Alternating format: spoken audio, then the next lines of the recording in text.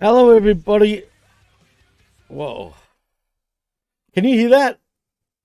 Hear what? Oh, okay. There's a big delay on my side, dude. Real big delay. Don't worry. There's a Perfect. huge delay. Basically, oh, man. We're Give me a live now. moment, Vet, because I just realized the delay. I can hear myself like 10 seconds after the fact. Sorry about the botch. Give me a moment, man. Oh, well, it looks like Jimmy's left me alone. Uh, well, I could just welcome everybody to the show, or I could wait for Jimmy to come back. But yeah, we'll give him a minute. But when he gets back, then after the collision, we're gonna sift through the wreckage. And boy, oh boy, there's a lot of wreckage on this show. I'm already dreading talking about it because I feel as though I'm like I was just sitting here thinking of like already what am I going to give this as a grade? Could this be an F? It could possibly be an F. And you know, but I guess then I start thinking about well, but did they deliver a main event? I don't know. Just vamping, just vamping. Who's in the chat so far? Lab Rat and Canada Spaceman are here. The show was so slow. Yeah, it was.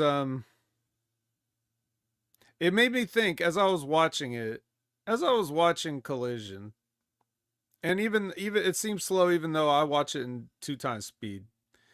But as I was watching it, I was thinking, um, how many people do they have under contract again? And they're still they're using locals for these like some of these matches, and then like later on I'm looking at it and I'm thinking, so wait, so these guys were here, but I had to look at these I had to look at these other guys. Like I don't know if they can afford to. I don't know what anybody's thinking. It's none of my business. I don't know. I don't know what goes on. There must be some logistical issues. But speaking of logistical issues, Wow. Jimmy T. That's me, Jimmy T. Dude, can you hear me? Not like normal? Yeah, I can hear you.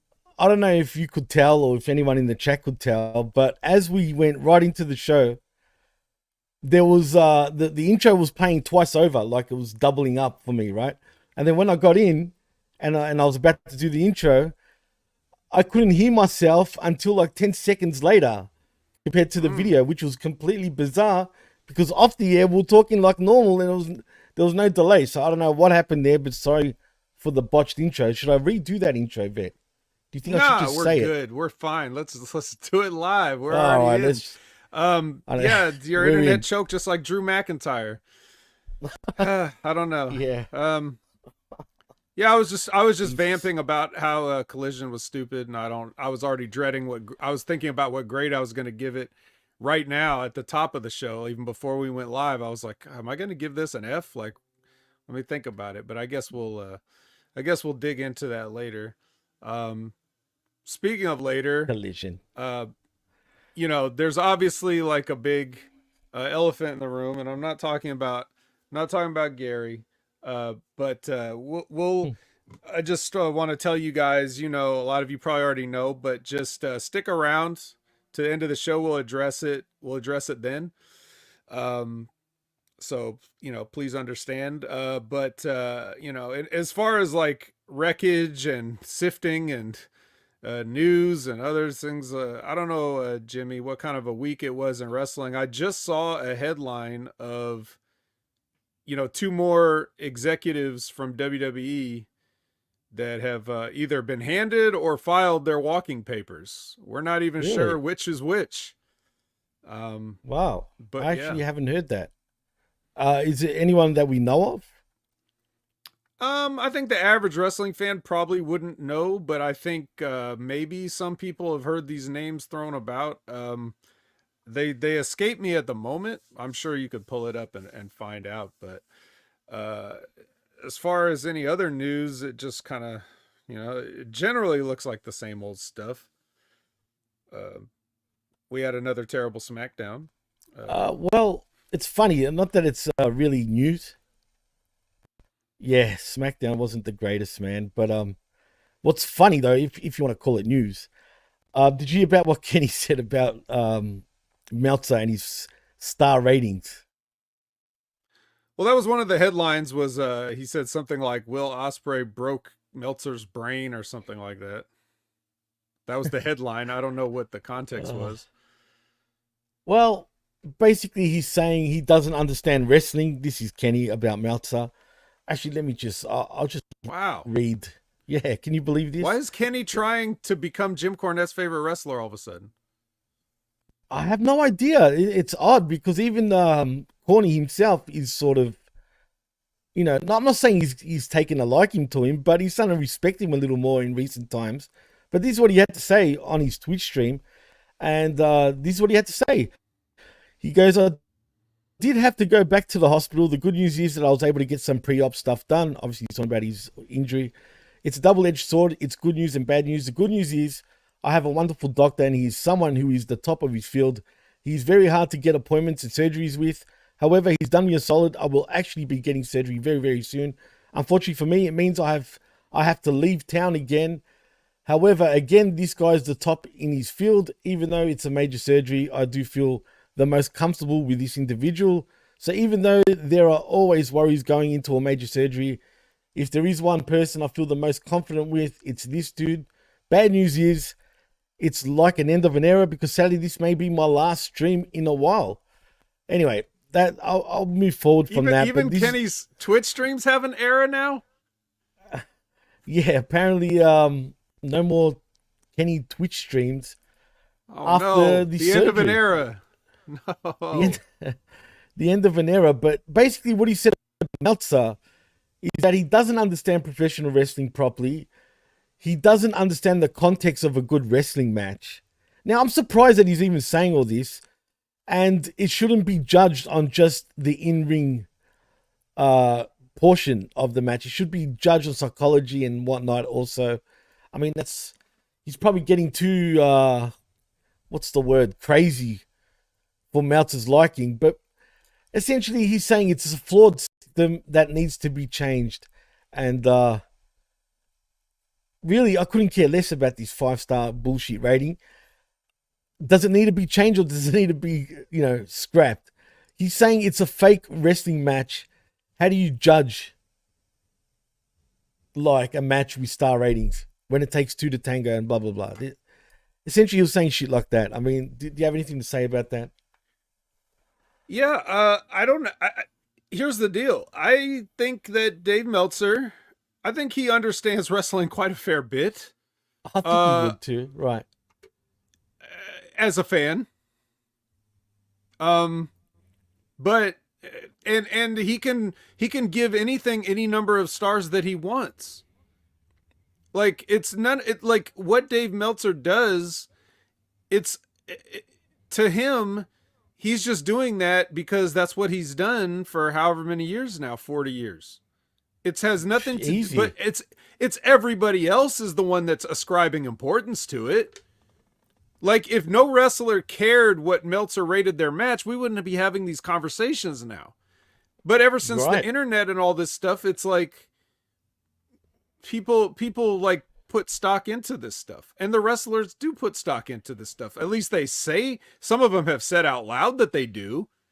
And sure, if you're if I was a wrestler, right, and let's say Brian Alvarez gave my match a star rating, right? Because at one time, Brian Alvarez did say in his Figure 4 Wrestling online newsletter that like my tag team was like his new favorite tag team, right? So he did say that once.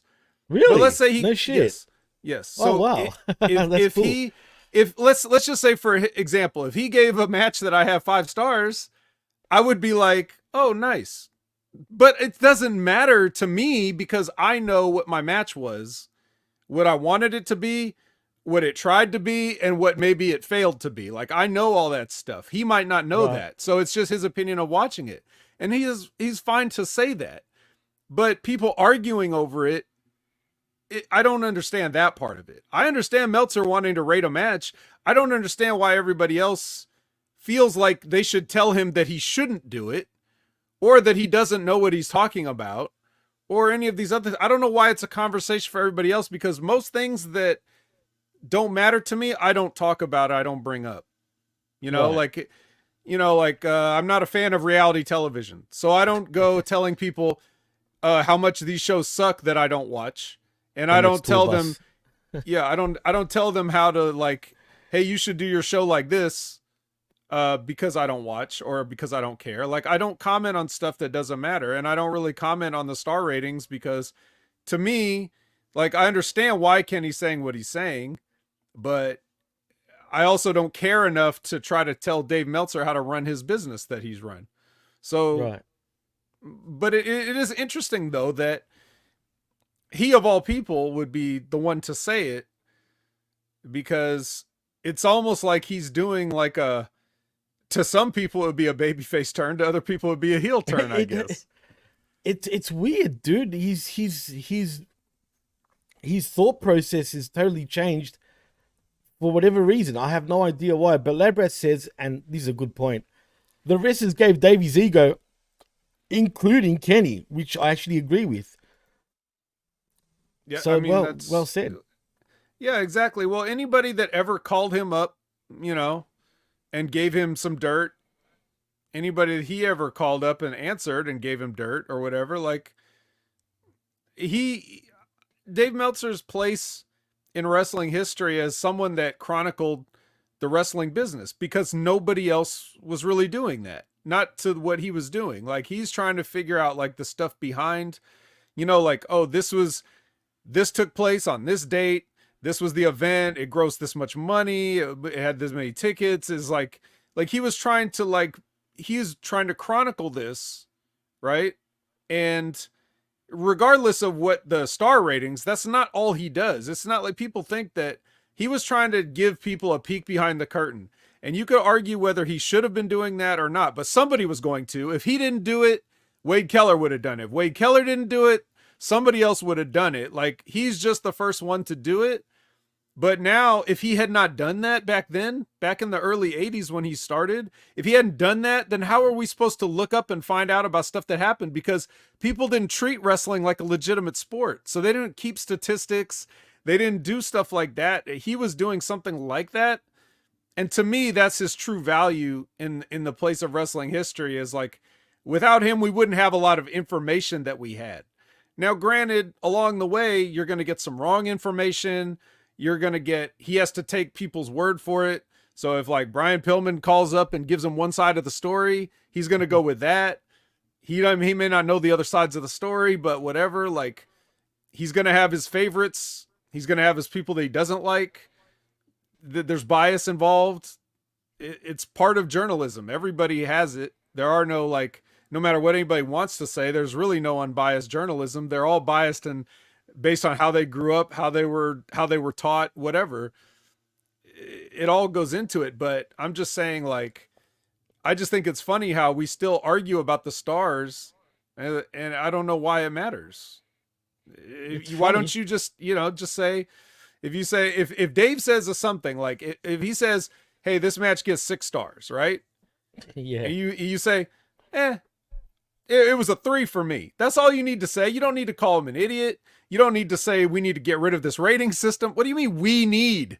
It's his thing. You know what I mean? Like, I don't get why people get invested in other stuff that, and you could take that to the tribalism conversation. You could expand that to any like aspect of like entertainment where people are arguing with each other over stuff that's really not important. It's true. Facts. Well said, Vet. Liz says in the chat, it feels like Kenny is seeing certain things more clearly as he's been kind of out of the bubble. I can agree to that, actually. Maybe he is seeing things a lot more clearly since he has been out of the bubble. Maybe so. Maybe. Well, I guess we'll know if and when he makes his return. Well, apparently now this is not facts, so I'm just alleging here. But allegedly his contract comes up by midway next year. And a lot of people, there's talk again, and like there's even rumors that WWE is going to pull out all the stops to sign Kenny. I don't know how much I believe that, because at the end of the day, look, he was never injury prone. But I think you and I both knew by the way he was wrestling, especially in Japan, eventually that motor was going to stop ticking. You know what I mean? And it did, right? And it did badly, because to the point where, you know, he's always got something wrong with him. And think about it. He's running Japan for like at the top. And when I say at the top, I'm not talking about just his IWGP Heavyweight Championship win and title run, but also right before that, when he became the leader of the Bullet Club from then on, was a good 3 years straight at the top, right? Easily. And he was, you know, he wasn't really prone to that many injuries. Like he just, you know, fought through it. But now at 40, you know, 40 years old, he's turning 41 in October. You know, things are catching up to him. And I don't know how much WWE would be interested in now to sign a guy that's, I guess you can kind of call injury prone at this point. And, you know, how much use would you have with Kenny? And would you push him to the top, you know, as part of the top of the card if they were to sign him? I mean, do you think WWE would do that? I don't know what they would do. Right. I'll tell you what they can do, which is, yeah, of course you could sign him. Like, what's AJ Styles, 46? Yeah, but they signed him in his, it's 2016, right? 8 years ago. He was in his mid-30s. But what I'm saying is, my point is, doesn't matter when they signed AJ Styles. What it matters is, what did they get of him the past 5 years or so to when Kenny would be his age now? Like, obviously, he just main evented a pay-per-view. So, you know, like, if Kenny really has seen things differently from outside the bubble, so to speak, then that would mean that he's probably thought a lot about what he can do to maximize the time that he has left. And if he feels like he wants to have a WWE run, or if WWE feels like they want to have a Kenny Omega run, I don't see anything that he does that he couldn't still do, as long as it's smart and sparingly. So, you know, basically learn to work, kid, is basically what I'm saying. Because he's got the name recognition, and he can have a match with pretty much anybody that he needs to. And they will tell him what they will and won't do. So he'll work with that. You know, I mean, we make fun of him for wrestling a doll, but I mean, he wrestled a doll, so that means he can, isn't that the equivalent of wrestling a broomstick? So yeah, pretty much. Yeah. You know, it was a compliment when you said it about Ric Flair. It's a negative when you say it about Kenny Omega, but I'm just saying. So like he can do what's asked of him or needed of him. And I don't think that his particular age at this point would be a detriment to that. No, well put, man. It's more so how he comes out of this current predicament that he's in. Assuming the surgery goes well and he can make a full recovery, that's going to determine more than anything, not just the number of years old that he is. No, for sure, man. Also, back to WWE news. You mentioned about these two high executives that resigned or whatever happened, but here's the news. Two high-level WWE executives recently departed from the company, according to PW Insider and also Fightful Select. PW not credible sources. Them two definitely not credible sources. I can't believe. Speaking of that, before I keep going, did you see Sean Ross Sapp and his hissy fit on friggin' Twitter, bro? No, I don't see anything those guys do, really. Dude, man, it's embarrassing. But it's important for everyone to curate their own social media experience. Like, I make sure my timeline has as little as possible to do with those guys. No, he needs someone to actually take over his social media, because he looked like a fool. First, he's like, oh, You know, by the As way, it was opposed an to win. accident. Yeah, I know, that's true. Facts. But no, but seriously, he's sitting there saying, "Oh no, I spoke to WWE, you know, marketing or someone called him up. Someone in WWE, right, called him up saying, "Oh no, Triple H didn't mean that. It was an accident apparently," and rah rah rah. And I'm just thinking, oh, you believe that? Do you seriously believe that, right? First of all. Second of Triple all, H he's like, didn't no, but mean they told, that. yeah, he didn't mean it, blah, blah, blah. And people were giving him shit, dude. And his reactions were so kiddie, bro. He's like, go fuck your mum and go fuck yourself and shit like that. And it's like, bro, you're such a child, man. He said what he said. Get over it. Who gives a fuck? If anything, it was, you know, it was publicity for you, bro. You know what I mean? Regardless if it fucks him up or not. But do you think, I want to know what the numbers are with these dirt sheets these days, because, I mean, the way the negativity they've been getting, let's be honest, dude, it's a time now where all these dirt sheets are really getting poo-pooed. I don't remember a time back in the day, especially, where any of these dirt sheets were getting shat on the way they're getting shat on now, dude.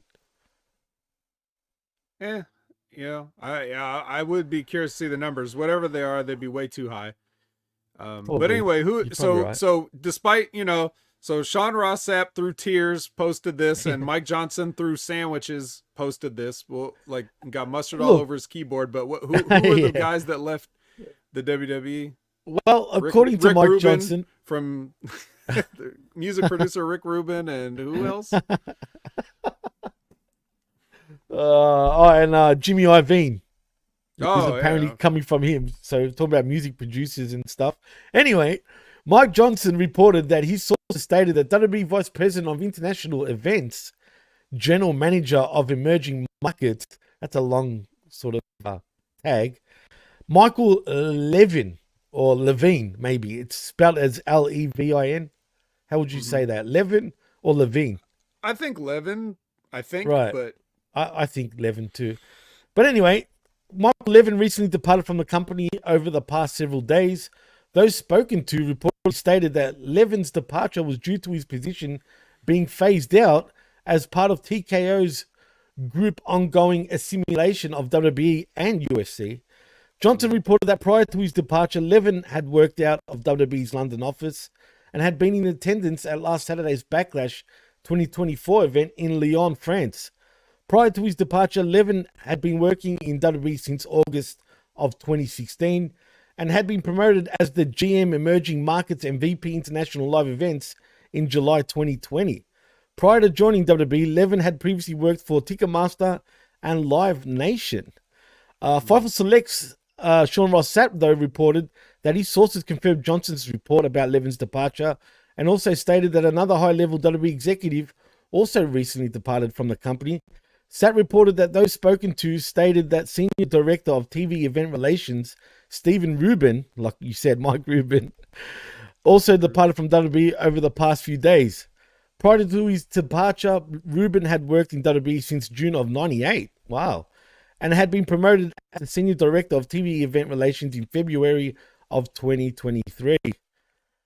There you have it. Mike Rubin was reporting and also got fired at the same time. There you go. Yeah. What's the chances? So they don't know. They don't know. They don't know whether he left, quit, fired, just that he's gone. I'm sure. Well, apparently it's because of TKO, you know, and the WWE and UFC merger. Oh, yeah, true. That's true. The second guy, they're not sure. The first guy was, you know, a redundant position, I suppose. Or maybe something else. Who knows? Well, since 98, to have a job in WWE since 98 and only now to leave or get fired or whatever happened, wow. I mean, that's a good run. So, I mean, he can't be that mad. I'm sure he'd get a good payout also. Sure. So, yeah, good luck to them. To retire, you know? Maybe. I don't even know how old the guy is, but I'm sure it probably is time to retire. But also sticking with WWE vet, apparently Becky Lynch's contract reportedly expires soon, and she hasn't re-signed yet. I think she will re-sign. Oh, and get this, dude. I actually listened to her audiobook. Excuse me. See, if you sign up to, what do you call it, to Spotify, to their premium shit, they've got audio books now, and yeah, man, you can listen to the audio books for free as long as you're a subscriber. And so I listened to it. I thought, fuck it, I'll give it a listen. Listen to some not your average girl. There were some things I didn't know about. For example, I knew her and Fergal Devitt, aka what's it called? Finn Balor, who did re-sign a contract. Who did re-sign a contract, and he came out and said that on Twitter. I knew they were close, but they never came out publicly that they were dating, that they were together. Mm-hmm. And she came out with it in her book that they were together, and she was madly in love with him. Mm-hmm. And do you know why they broke up? Because he signed off with New Japan Pro Wrestling, and basically he broke up with her.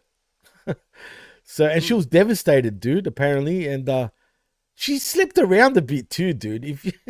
If you listen or read her book, she gets into a few things. I'm surprised she said what she said.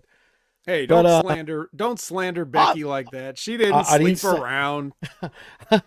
I read the book. I read it myself, unless she changed all the dialogue when she did the audiobook version.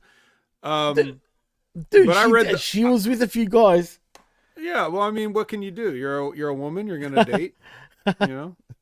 So she probably didn't even name all the people, but no, she didn't actually. I don't know who the UFC guy is. Have you got any idea? Yes. Wait. Who is it? I don't. I was confused. Okay, right. I forgot because I also read Rhonda's book, and she talked about somebody that she was dating at the time, which that's easier to figure out because she didn't name his name. She said he doesn't deserve to have his name named, but you can Google that and figure it out. Becky one, I didn't know who it was, but maybe somebody did some, some. I want to know. Sleuthing. I'm curious, but Labra said she was networking, Jimmy. What'd you think of her book anyway? Did you like it? Becky's book?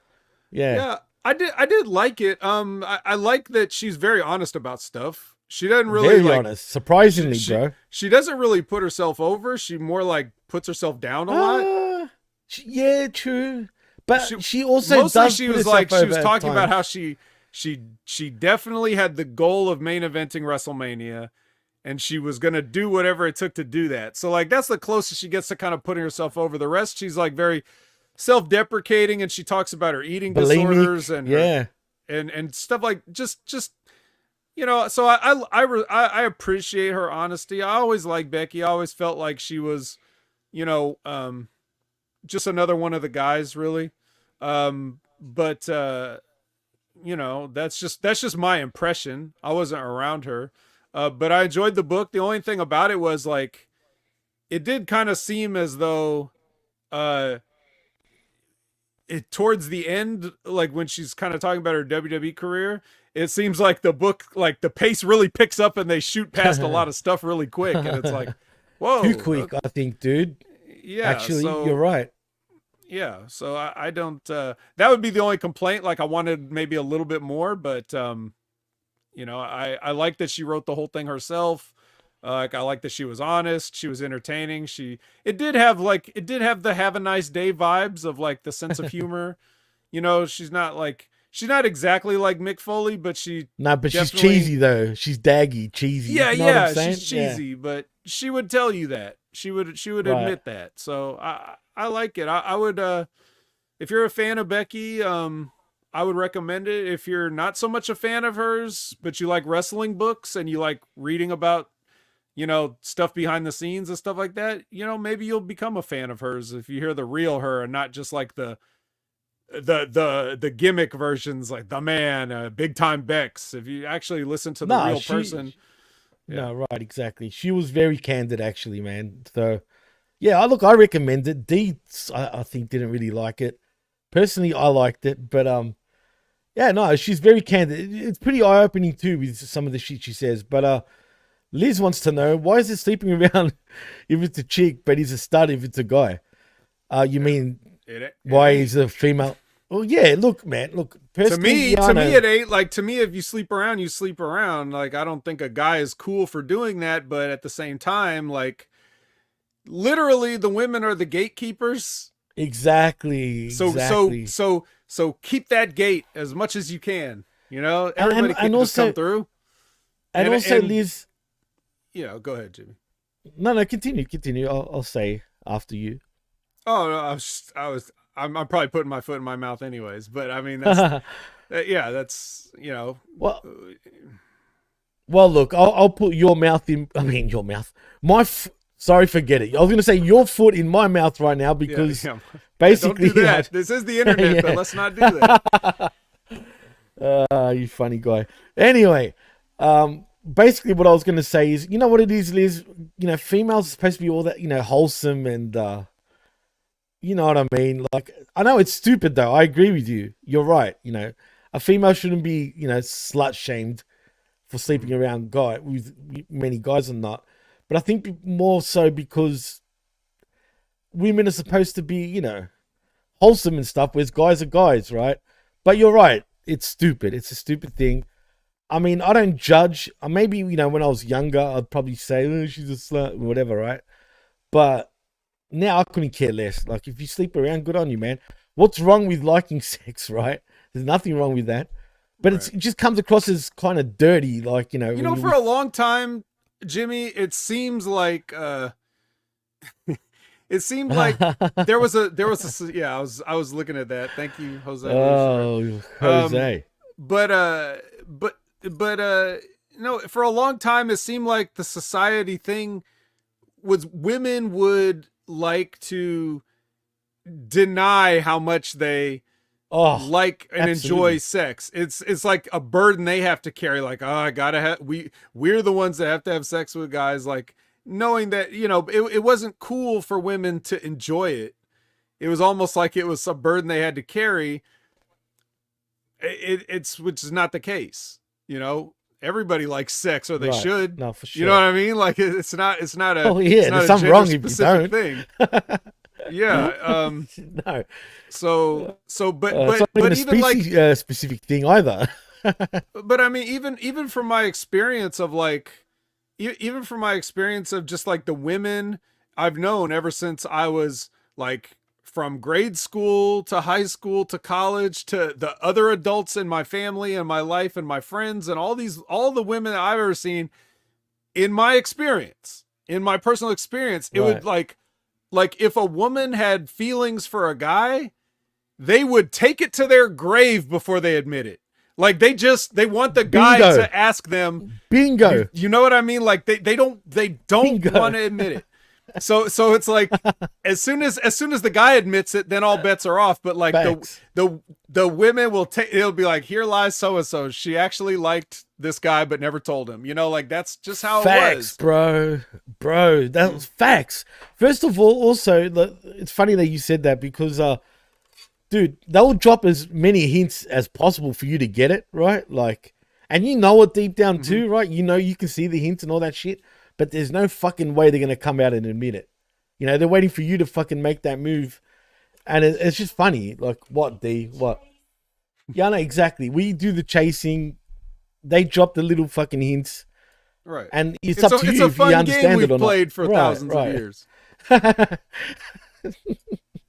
Literally, thousands of years. But, yeah, it's funny. But if some Instagram model goes on a podcast and gives you a number of guys that she slept with, then like I'm suddenly much less interested for whatever reason.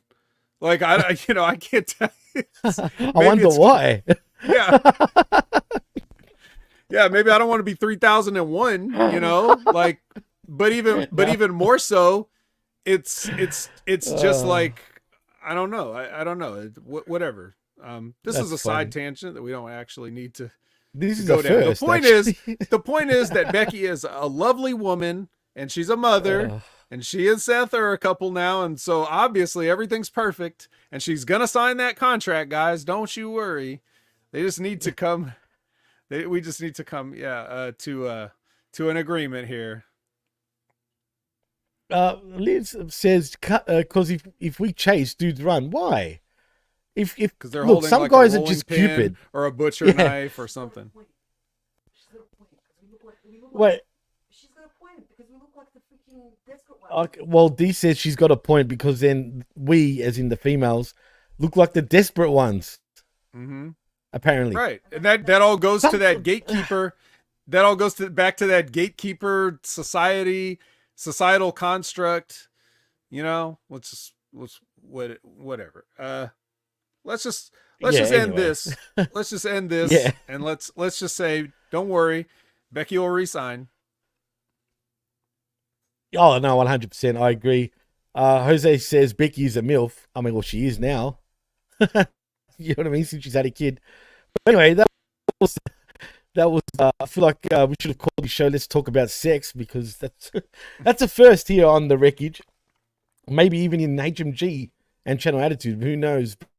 But anyway, yeah, if we're I gonna think do that this covers kind of all stuff, the important news. We have to switch over to my life coach rates. You know, I'm gonna need a minimum $80 an hour from each of you. Oh, it's funny, man. It's a first, but people seem interested. Maybe we got something for the future. One more comment though, because Jose says women chase, then dudes should say, "Are you gonna pay my bills?" Oh, don't say that, Jose. Don't say that. He's a character, man. Anyway, let's go back to wrestling, not the adult wrestling variety, if you know what I mean. I think that really covers all the major news. There's everything else just seems like, yeah, not apartment wrestling, pal. I was actually looking at something about Vince. Oh, did you hear about Ric Flair being ejected from Florida restaurant over incident with kitchen manager? No, I've heard nothing about it. I know, that's how we're reaching. Well, I'm sure you have, but yeah. Ric Flair, just being Ric Flair, basically gets kicked out of a restaurant. What else is there to say? Who cares? That's just Rick being Rick. And whatever. But you know what, dude? I think it's time to sift through the wreckage. All right. But can I just say before we do, does AEW need to get the fuck out of Canada right now, man? They've been doing Canada a bit too much lately, dude. Is it just me? Feels like every second week they're there. I don't know. I'm not saying that as a derogatory term. I'm just saying it because I feel like they're over, using that market a little bit. Well, as long as they're not going to the same places. I mean, look, Canada's pretty large. They got different places they could go. But let's be honest. I mean, how many wrestling cities are there really in Canada other than Calgary? You know what I mean? Edmonton. Vancouver, I wouldn't even call a big wrestling sort of city, but they've been going there. Isn't that where they were? They were, as a matter of fact, in BC. Winnipeg, I guess, to some extent, is also a wrestling city, but I wouldn't call it one of the big ones. Toronto definitely is. But you get my drift, right? Every place in the world can be a wrestling city if you promote it. I know, but you know what I mean. I'm talking about, your traditional hotbeds of pro wrestling, if you know what I mean. Like your Chicagos, your New Yorks, your LAs. Well, you gotta test the waters, and you gotta maybe find a new hotbed. I mean, true. They keep running a lot of the same cities, and people are like, you guys keep running the same cities, and then they go to branching out to cities, and now you're already tired of Canada. It's like, Canada's not the problem. Okay, the problem is the same problems they've always been since day one. So AEW. Well, yeah, just there. It's the growing pains of a brand new promotion that started from scratch, that people have never done this before to this degree. So let me think about it. Like the last promotion, like the last somewhat, you could even say major promotion to just spring up out of nowhere was TNA in 2002, and they stayed in the Asylum, and then they had the Impact Zone. Like, they weren't really touring, right? AEW just immediately jumped to like a full-scale WWE production level of like television and touring, and it's like that's what they were going to make this happen. People have never really done that before, so they're figuring it out as they go, and we always have to keep that in mind. Oh, Revamped Wrestling says WrestleMania in El Salvador. Oh my God, let's do it. I mean, that's money right there. We'll get 3 new governments before the show's over. I mean, not to sound like a prick, and I've got a lot of El Salvadorian friends. There's quite a few of them down here in my neck of the woods.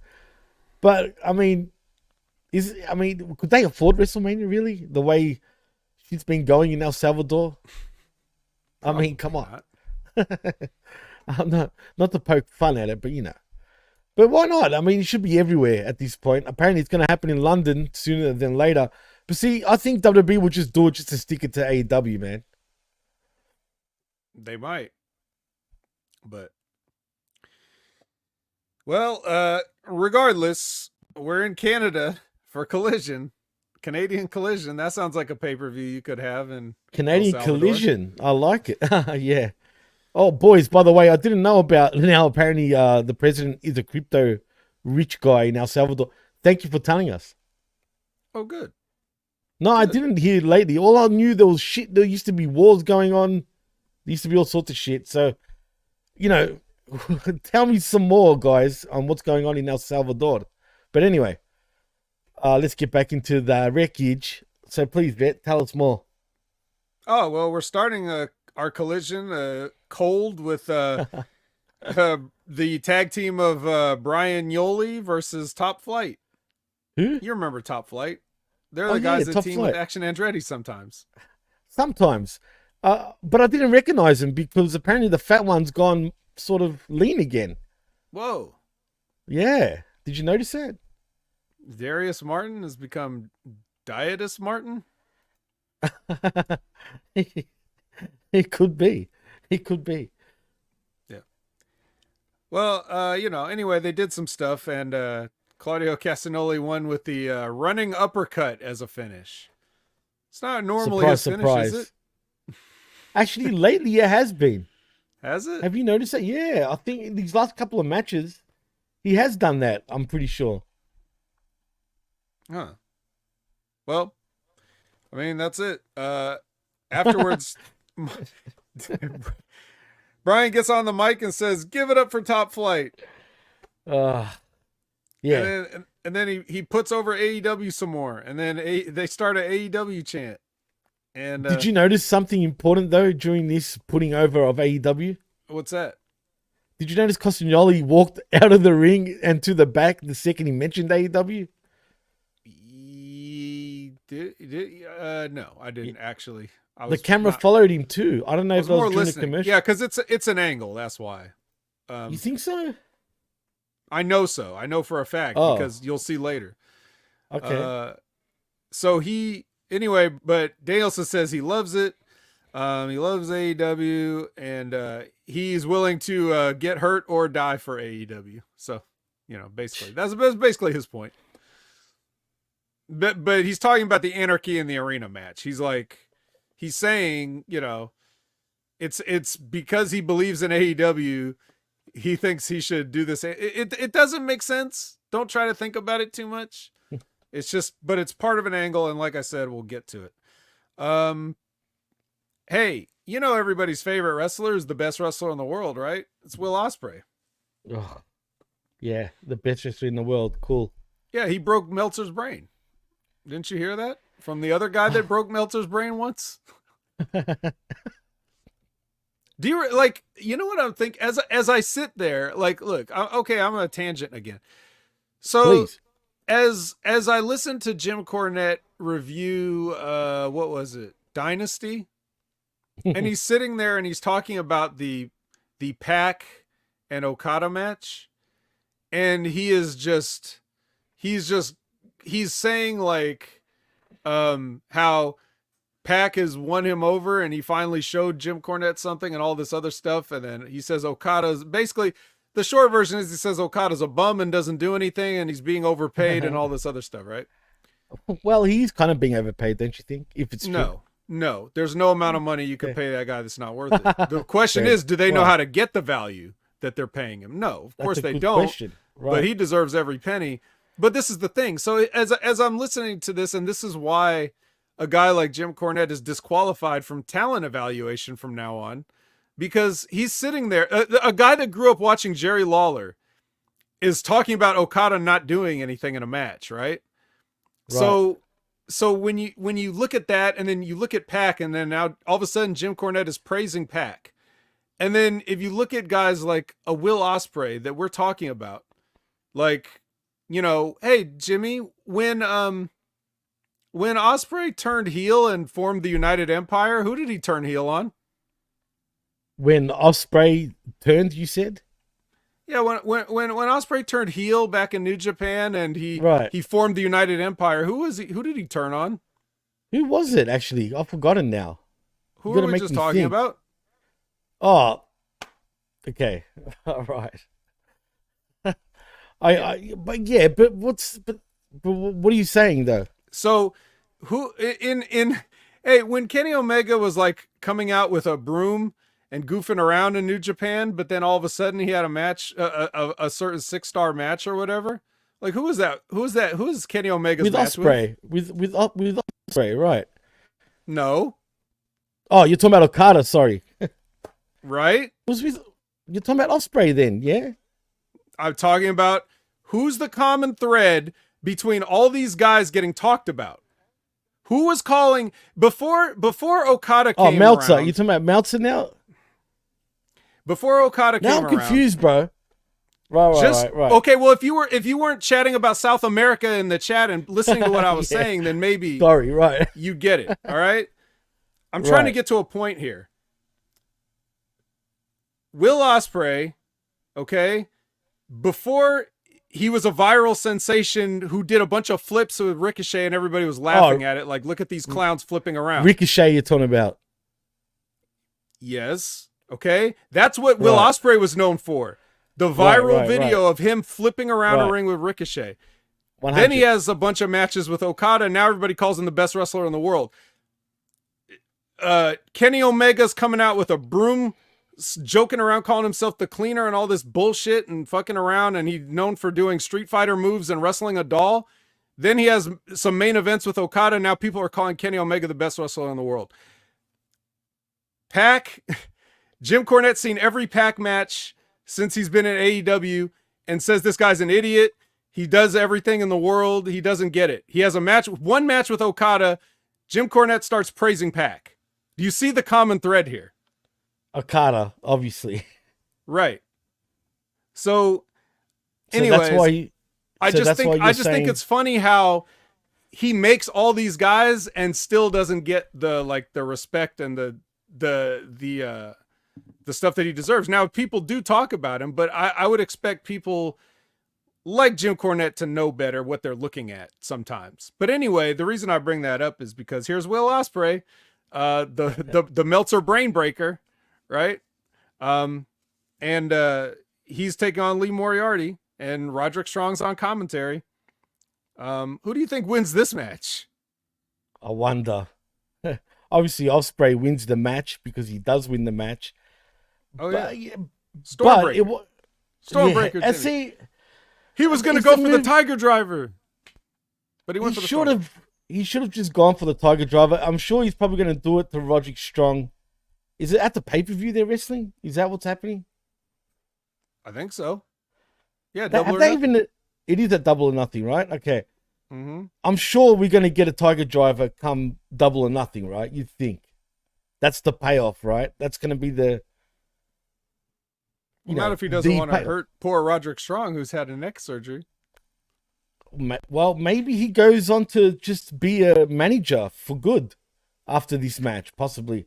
No, really. Like, actually, I'm putting it out there. He does it. He acts like he's fucked him up completely, kayfabe, and maybe he just moves on to being a manager for the time being, or whatnot. I don't know, but I wouldn't be surprised if they actually go that way. Yeah.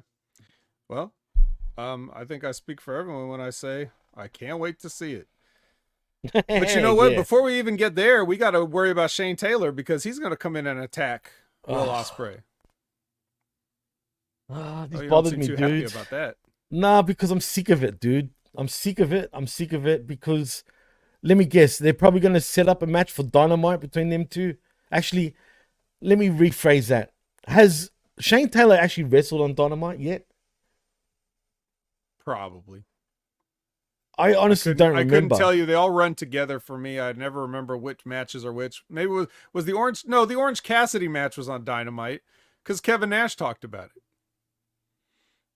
And that was against Shane Taylor, right? Yeah. And Nash spoke about, okay, well, that's probably the only time he's ever been on Dynamite. Anyway, so I'm assuming that it's probably setting up a match for this Wednesday then, right, on Dynamite, just for fucking Shane Taylor again to fucking lose and make, not that Ospreay needs it, all right, to be real, but he's going to make him look like $1 million anyway. And I'm just done, bro. Like I'm happy for him being on TV all the time. That's great. Cool. But is he truly, look, maybe he's happy. Maybe I'm just, maybe I'm wrong and he's happy to be putting guys over and whatnot, as I'm sure he would be. But there comes a time where it's like, now I want to talk about me. Do you know what I'm saying, dude? Like, he's got to, like, I don't know, bro. Like, he needs to speak up at this point, because all I'm seeing is loss after fucking loss after loss after loss. And not that it does that much damage to him at this point, because does it really? It's like he's losing that much that I don't think it matters anymore. It doesn't mean anything to beat Shane Taylor anymore, Vet. Not that it ever did. I mean, in AEW anyway. Right. You know, it may have in Ring of Honor at one point in time. No, you're right, bro. And but the important thing is, if we're looking at this from the a la carte perspective, then what I got to see Shane Taylor kicking Will Ospreay. So I'll take it. That's the image that we're left with. He kicked Will Ospreay while he was on the ground, and it was funny to me, and I enjoyed it. So there you go. I'd much rather watch Shane Taylor over Will Ospreay any day of the week. And then the Undisputed Kingdom comes in and they like stand over Ospreay, and Shane Taylor just leaves. He's like, all right, I'm done. And then the other guys come in. The boring white guys come in and stand over him. The boring white guys. They are pretty boring, actually. Shit.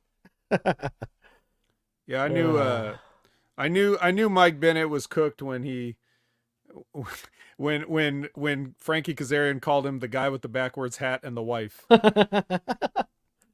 Oh boy. Well, he's pretty. I mean, if you want to talk about a plain Jane wrestler, bro, honestly, nothing against Mike Canales. There, I said it.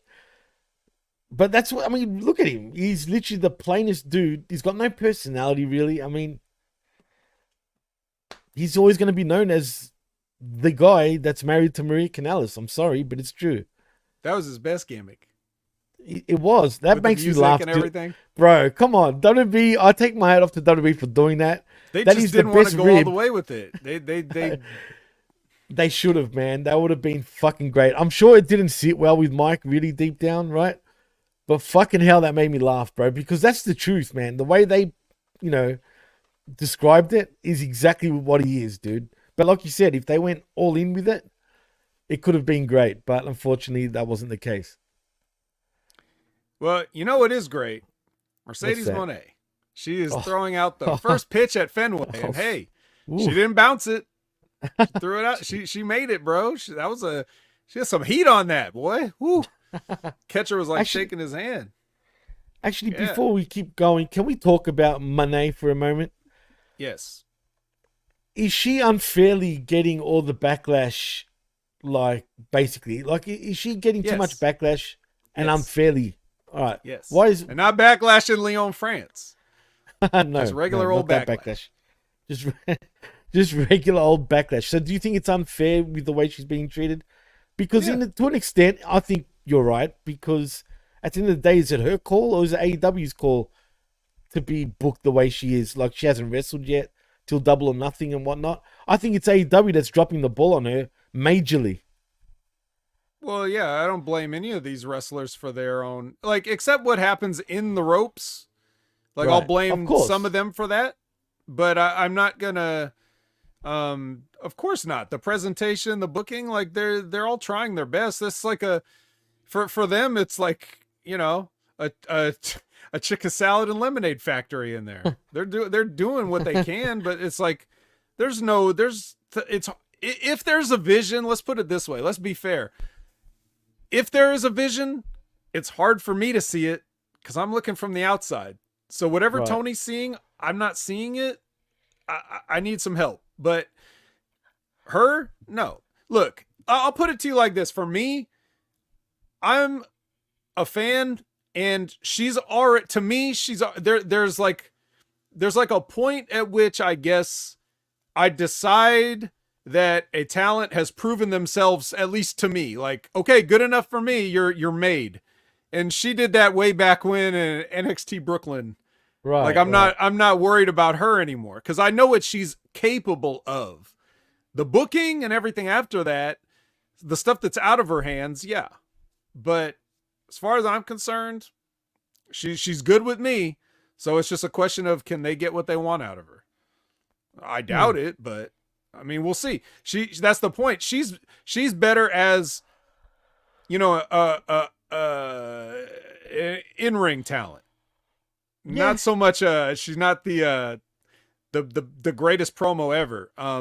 But the kind of promos she does gets her more heat as a heel, and I think that I'm not sure if they knew that or if they tried to bring her in as a babyface or if this was always the plan. I don't know any of that stuff. But I'm just saying, like, as far as I'm concerned, she's been made with me since she's been Sasha Banks, and I'm just excited to see what she does next. Everybody else can have their own opinions. I'm not interested. Great point. I just needed to know your thoughts on that. But anyway, please continue. Yeah. All right. So it's Cage of Agony versus. Oh, get ready for these guys. Wait. Did you say Cage of Agony? Cage of Agony. Yes. Yeah. We've taken the gates. It's the women have the gates, but now the Agony has a cage, right? A Brian Cage. I see. Versus, not a Christian Cage. No, not him. Okay. All right. Not him. Evan Rivers and the Voros twins. Yeah, sound like Greek boys to me there, Hey, you recognize these guys? I don't, but they look like another pair of twins that are, I forgot their names, they're rappers, dude. Except they don't have tattoos. No? Someone will know what I'm talking about. They're fucking idiots, man. I think they're rappers or they're fucking social media dickheads. One or the other. But anyway, yes, the Voros twins. I have no idea who the fuck they are. They both look alike. They're both twins. I don't know what else to say. And they seem to have Greek last names. Yeah. Going by Voros. That's about it. I didn't even get a chance to tell if they were identical twins because the match was over that fast. The Island Boys. That's it. Thank you, Labrat. And he said it because he said, and I knew I wasn't tripping. He said, I had my money on the Indie Island Boys. Exactly. They remind me of those guys. Greece is an island. Well, it's not, actually. Greece is not an island, but it's home to thousands of islands. That's what I heard. True. Anyway, Tony Schiavone asks Brian Cage, why'd you turn on Swerve, you meanie? And he's like, some stupid reason. You definitely don't want, if you don't want Mercedes to talk, you definitely don't want Brian Cage to talk. And Swerve comes out through the crowd. Like, they hit his music, but he comes through the crowd and he has a chain and he takes out all three guys. How stupid, dude. They played his music. Yeah. Play my music. I'm going through the crowd. I'm John Moxley. Brian Cage. My favorite part is when Brian Cage watches, like, Swerve has Toa on the stairs, like on the steel stairs, and he's got his head there on the stairs and he's got the chair. And Brian Cage is acting like that chair is a fucking gun. Like he can't go save his guy or whatever. He just sits there and watches it happen. He just watches Swerve smash the guy's skull. So we go from beating job guys to being job guys in just a couple short minutes. That's sad, bro. When you put it like that, Jesus. I mean, is this so? Where we going with Swerve now? He's going to beat up his old members. Cool. We're going to have a match one after the other. Is that what the deal is going to be? Yeah, AEW's never done this angle before, where you had to get through everybody to get to a guy. He's sad. I don't like this run so far. It's not, like I said, man. It's not his fault. But this is not how you book your champion. But whatever, man. It is what it is. All right. Well, he does a promo after the break. He does that thing he does. I'm not really sure. I don't think I'm a fan of it. I think it seems overly theatrical. But he does the thing where he's like, he's so insane that he's laughing. He's breathing. He's panting and laughing. And yeah. But, there it is. Oh, here we go. Daniel Garcia is in the house. Cool. We go from Not in the bad main to event, worse. so I get to watch. Cool. Yeah. And it's his opponent is KM. You may remember him. You remember KM? I actually don't. Who is KM? Yeah, exactly. Nobody knows. he was in like I think he was in Impact during like wasn't he there when like Eli Drake was there? Like other guys? I don't know. Yes, He's just this big guy. He was. There you go. Revamp said KM was in Impact 2015. So you're right. Yeah. And then they only bring him in now to AEW like to do these jobs. Like they need a large man to do a job. So I told you, bro. What's been the motto for AEW since its inception? And remember, me and Chris used to say this as a joke, right? But it's true. If you're over 6 foot tall and weigh over 270, you're a jobber. Straight up. Like, and it continues on.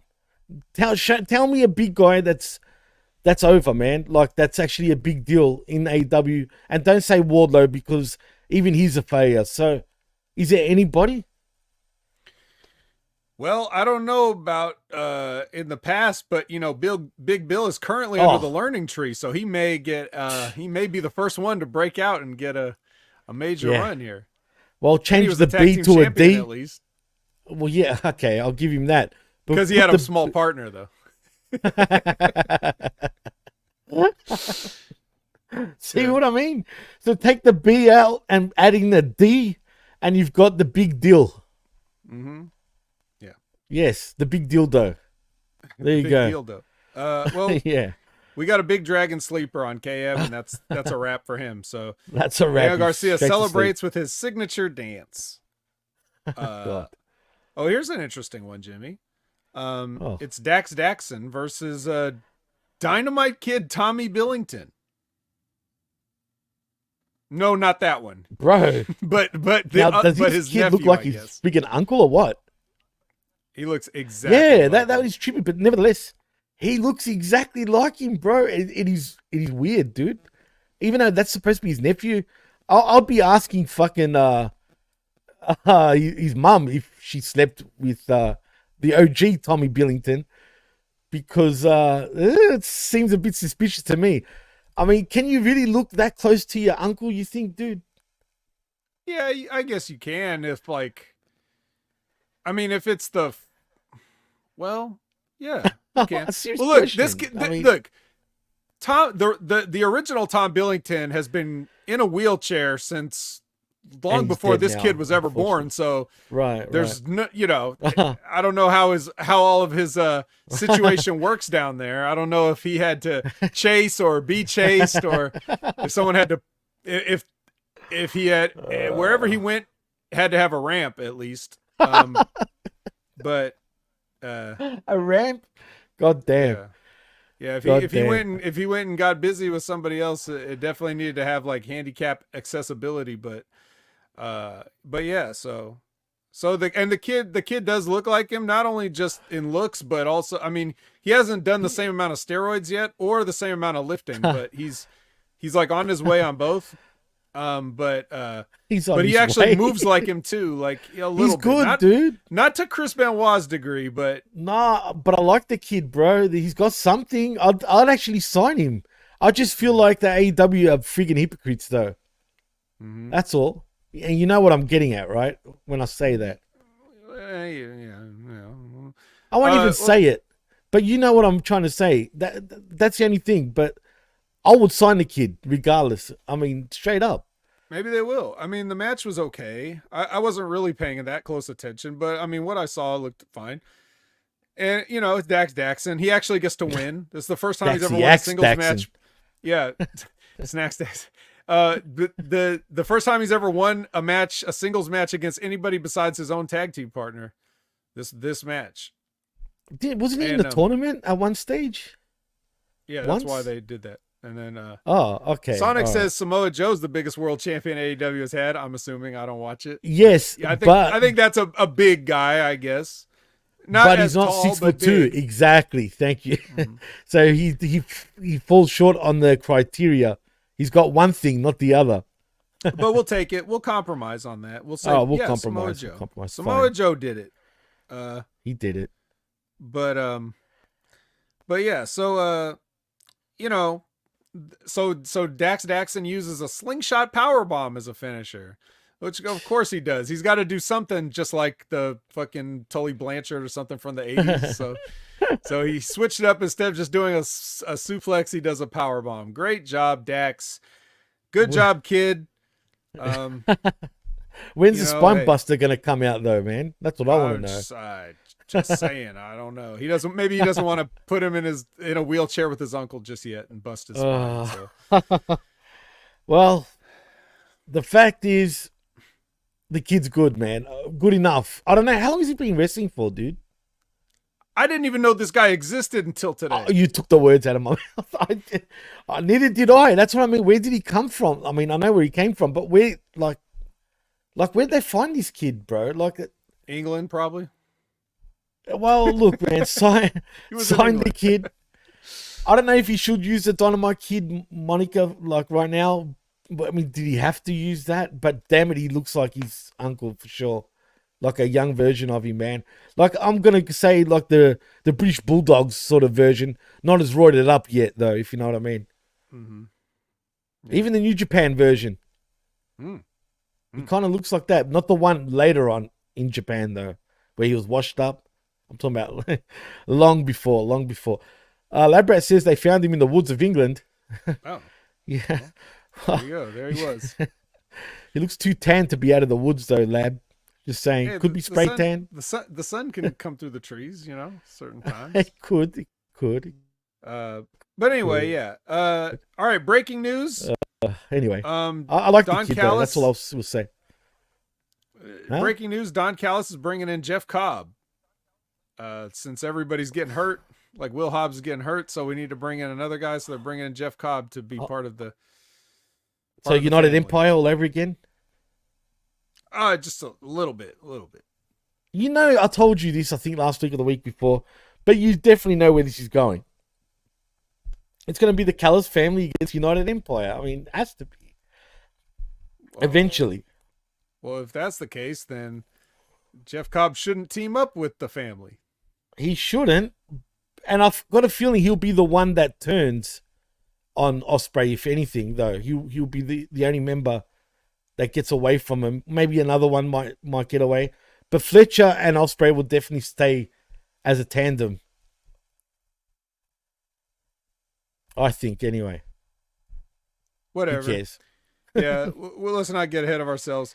The Elite is backstage trying to dress down Christopher Daniels, but he's not having it. So he turns it around on them. He yells at them, yells at Matt, pushes him up against the wall and everything, and then he cuts a promo saying he's gonna pick Matt Sydal as his partner, and they're gonna face the Young Bucks and show him a lesson or something.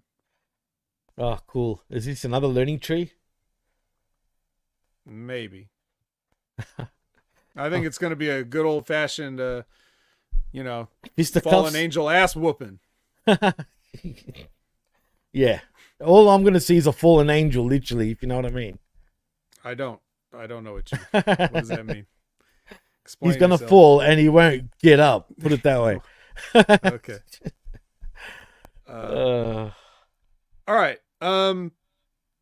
So FTR is doing a promo. Basically, what I take from this is we get Dax Daxon versus Okada-san on Dynamite this Wednesday. Okada-san? Is he Swedish now? Kazu-san. Kazu-san. Yep. And then I can hear Jim Cornette rave about how amazing Dax Daxon is in the ring, and how this bum Okada is just sandbagging and getting paid a lot of money and stealing money from Tony Khan, and he sucks and all this stuff. Well, you know what? Even if you thought that, right? You can't hate on that. I'd be sandbagging Khan as well if I was fucking worth remotely anything like that. But that's what I'd love to know. Like, I want to know how TK thinks, Vet, because does he truly think when he signs these guys with top-notch contracts Does he think they're going to be needle movers? Like, does he truly think that? Or he just signs them because that's how much they're worth in his own mind, and WWE wish they had talent like that?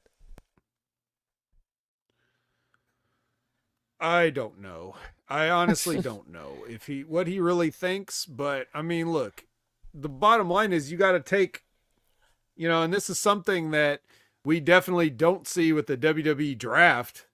You have to take best available if you can, True. whether you know what to do or not, you still, like, he sees the piece on the board and he's like, I need that. And we know that the WWE is interested in these guys too. So it's just a matter of what do the talent want and what can their agents get them? That's basically what it comes down to. So good for him. Yeah, we're the best wrestle, right, lad, Brett? I was going to use that. I think we should use that here for HMG and Channel Attitude. So instead of we're the best wrestle, we're the best talk pro wrestling. We should take that right off them, dude. Let's take it. Oh, speaking of wrestling, we got Thunder Rosa versus Robin Renegade. Not Rockin' Robin? Rockin' Robin Renegade. Yeah. No twin this time. What's happened to these girls, man? They were looking so good on their time, in AEW. Then they forgot about them, and I forgot about them. Ring of Honor. If anything, sign these girls, man. Are they signed, even though if they're part of Ring of Honor and whatnot? Do you know? I don't know their contract situation. I'm not their agent. But cool. they're a Ring of Honor if they're ever around. So but normally, if at least I would have to assume the other twin must be injured, because if she wasn't, why wouldn't she be there? They're always together, even if they're in singles matches. So true. Maybe. But anyway, Thunder Rosa wins with the Cobra Camel. It's pretty much a foregone conclusion. I don't know if any of the matches have been in doubt on this entire show yet. Like, they've all kind of been pretty obvious what was going to happen. But you know what? She looks good, though, Thunder Rosa, in this match. I actually didn't mind. She's lost weight, too. She's back in shape. I don't know if you remember, but when she first came back, she had piled on the friggin' the pounds, bro, if you remember. But she lost it super quick, man. And now she's looking great once again. Yeah. Yeah, good for her. And do you like the whole face paint? I prefer the half face paint. I prefer the half too. What's up with the whole thing now with her? Why is she going that way? I don't know. Is it a tribute to Sting? I don't know. Could be. He's gone now. I got to take up the whole face paint mantle. Maybe Sting big leagued her, you know what I mean? Yeah. And said, while I'm here. No, because she was always doing that. In fairness, I'm she always joking. did that. I was only joking. Not the half. I'm talking about the whole. Somebody might take you seriously, Jimmy. You say some things sometimes. You do mean I'm talking about. So I gotta... No, hold on. I mean the whole face paint deal. Maybe she wanted to do it earlier, and Sting was like, no. You ain't doing that shit while I'm around here. But I'm only joking, peeps, just quietly. Yeah, Sting would never. No. Let's see. Lexi is with Johnny TV and Taya, and he's gonna challenge Pac later on Rampage. Great match on paper, but yep. Well, foregone we gotta conclusion. get there first. All right, next is a Hook promo, and you know how these go. They're like actually in the city, with the ambient background noise of cars honking and people walking by.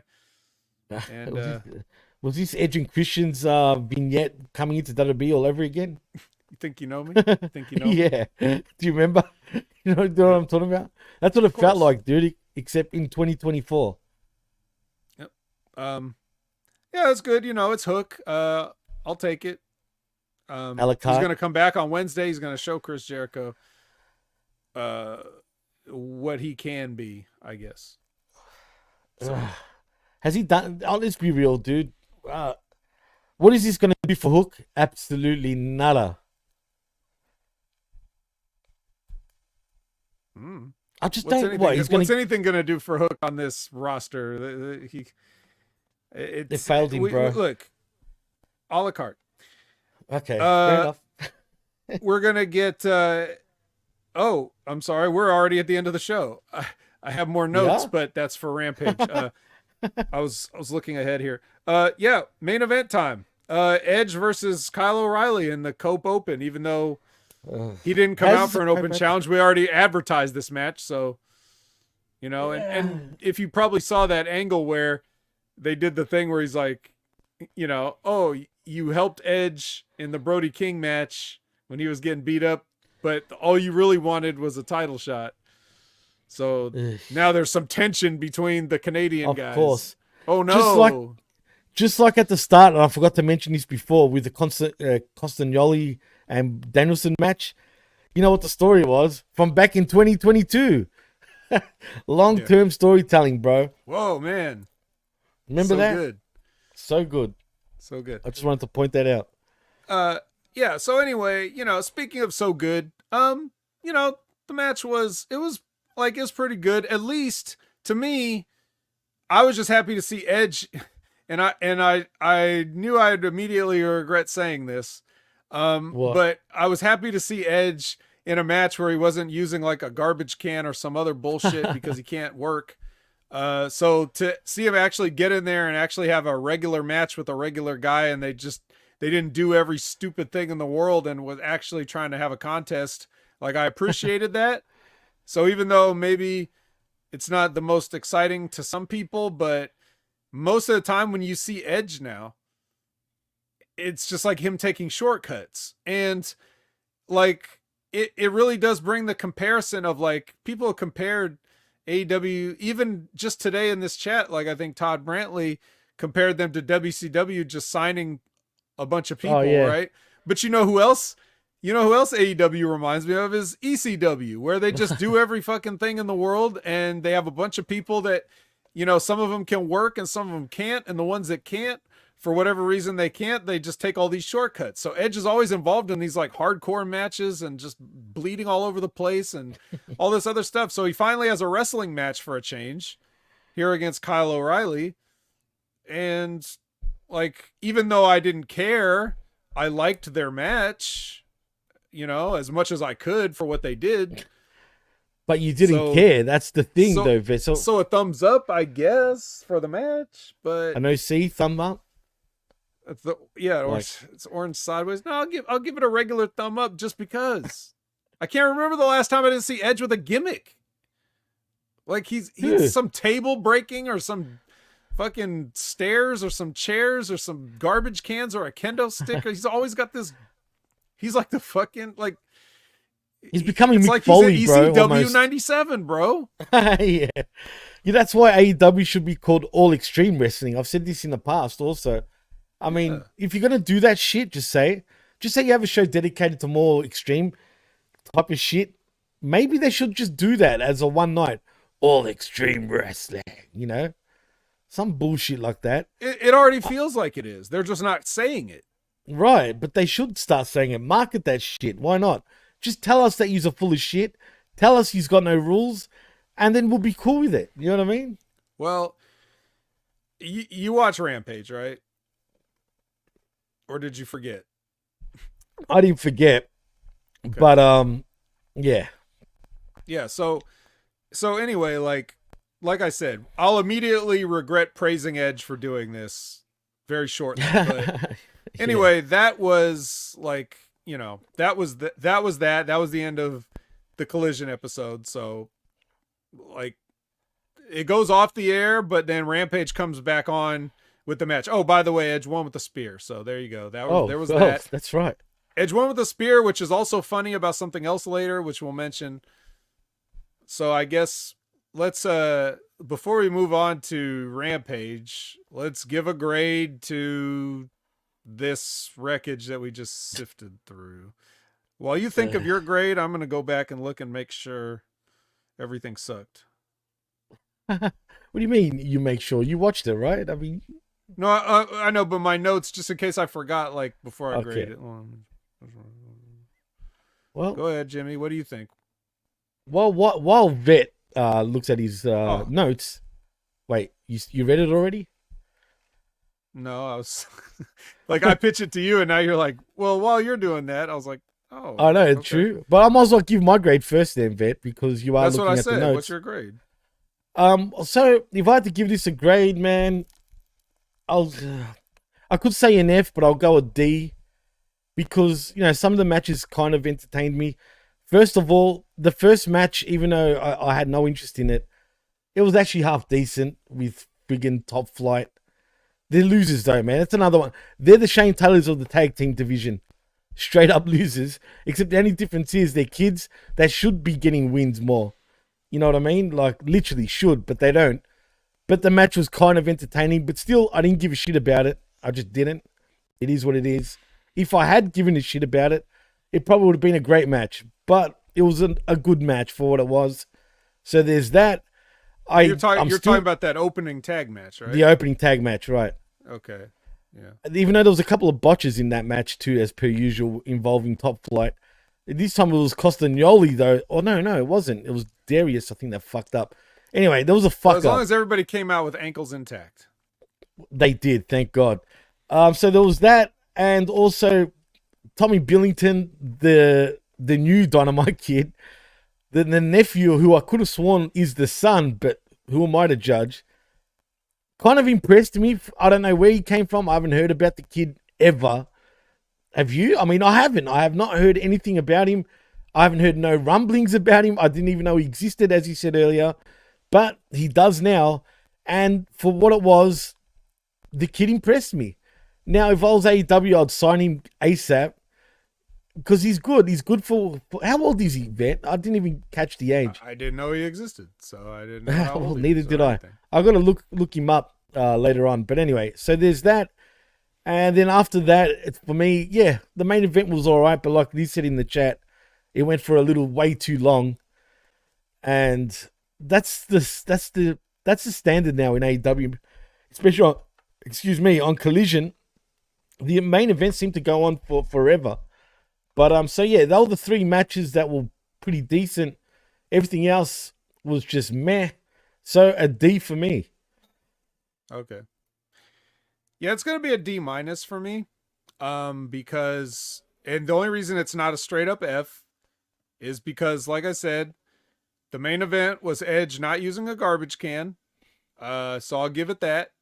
And then but all I got from my other a la carte items was Shane Taylor kicking Will Ospreay a couple times while he was on the ground, Mercedes throwing a pitch, and Hook sitting on a stoop somewhere.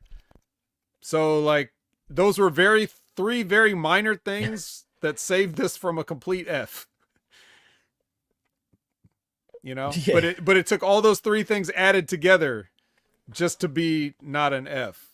You know, any one of those on their own wouldn't have been enough to save it from an F, because they're the briefest of moments of my a la carte items, you know? We're talking brief. Like less than like 2 minutes of screen time almost. So facts. So that's yeah, true, man. Everything else I don't give a damn about. Or if it is something I wanted to give a damn about, it's like something that's going to happen on Dynamite, and they're just announce it on this show. So, you know, and that's what this show is starting to feel like a little bit now, Vet. It feels like, I don't know. Look, yeah, it does. But what's the identity now of Collision, dude? I'm not sure even they know what the identity of Collision is meant to be at this point. There's no identities. Don't say things like that. You know what I'm saying. You know what I'm trying to say, right? Well, what would give an example of a wrestling show that has an identity? Yeah, that's true. You got me. See, it sounds you got me. Yeah. All right. So look, a la carte. That's why we go a la carte. That's why we go a la carte. That's maybe what I meant to say. The feel, like when you asked me that question, I thought about it, right? I thought you're right. Actually, you're very right. Yeah. What would you say? Said Raw, identity is? Right? Recaps? Exactly. That's why you stumped me, dude. Like I literally was like, motherfucker, you all right? You got me. Raw's identity is sing-alongs. SmackDown's identity is recaps. You know, like I guess those shows have their own identities. No, NXT's identity is Sweet Valley High. Oh yeah, 90210 even. I mean, what the fuck is NXT right now? I have no idea, but you're right. It's for children. Dead. God damn it. Yeah, but yeah. So I don't know, but all I know is the show gets a D- from me. So, you know, but then. We do go right into Rampage. So we open Rampage with Edge and Kyle O'Reilly still in the ring, and they kind of do like a handshake thing and then like a hug thing, and then like something weird And happened. then they start patching. Yeah, they start making out. Sorry. What was it like? Yeah. Where was, bro? Well, we'll see making out later. Actually, where? What happened? What people? I remember because I'm in the kitchen trying to get something to eat before we record, and I had this on my phone, right on the counter, and like I hear the crowd go, "Oh," and then the announcer's like, "Whoa!" Oh, so what did Edge do when they? It looked like something weird happened between them. What happened? Do you remember? Actually, I don't remember because the second collision finished. I went for a piss break, so I actually missed that part. To be honest with you, man, did something actually happen? Something happened. Well, maybe someone in the chat knows what happened, but it was like an awkwardness. Someone in the chat, let us know. Yeah, it was something awkward happened, and then the crowd was like, "Ooh," and then Edge just left, and then Kyle O'Reilly stayed. And come on, you know what would have happened? You probably I was going to say something stupid, but I won't. But basically, he probably went for the handshake or some bullshit, or the United Kingdom would. Sorry, not the United Kingdom. The United. What are they called again? The United what? I fucking forget. Empire, whatever it is. See, there's too many Uniteds, Kings. Bro. Underground Kings, yeah, whatever the fuck. Well, actually, Bun B was on Impact recently, so. Oh, he was, man, and shout outs to Bun B and R.I.P. to Pimp C. I mean, they're legends, bro. I used to love all this shit back in the day. UGK all the way, man. He said, Zane Vicious said he went for his drawstring. Damn. Well, they're not gonna renew Kyle O'Reilly's contract then.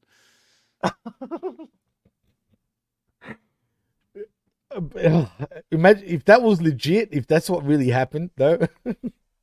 I know. Someone tell us what happened. Yeah, somebody's got to know. Anyway, something happened, and the announcers were even putting it over like, "What's wrong with Adam Copeland?" Like, I don't know. They said something about blood. I don't know what it was. Like, did he cough up some blood? Maybe he coughed up blood. Maybe he did go for his drawstring. Maybe he did. I don't know. Because Liz says all she remembers is they hugged. I think. Yeah, they did the handshake, they did the hug.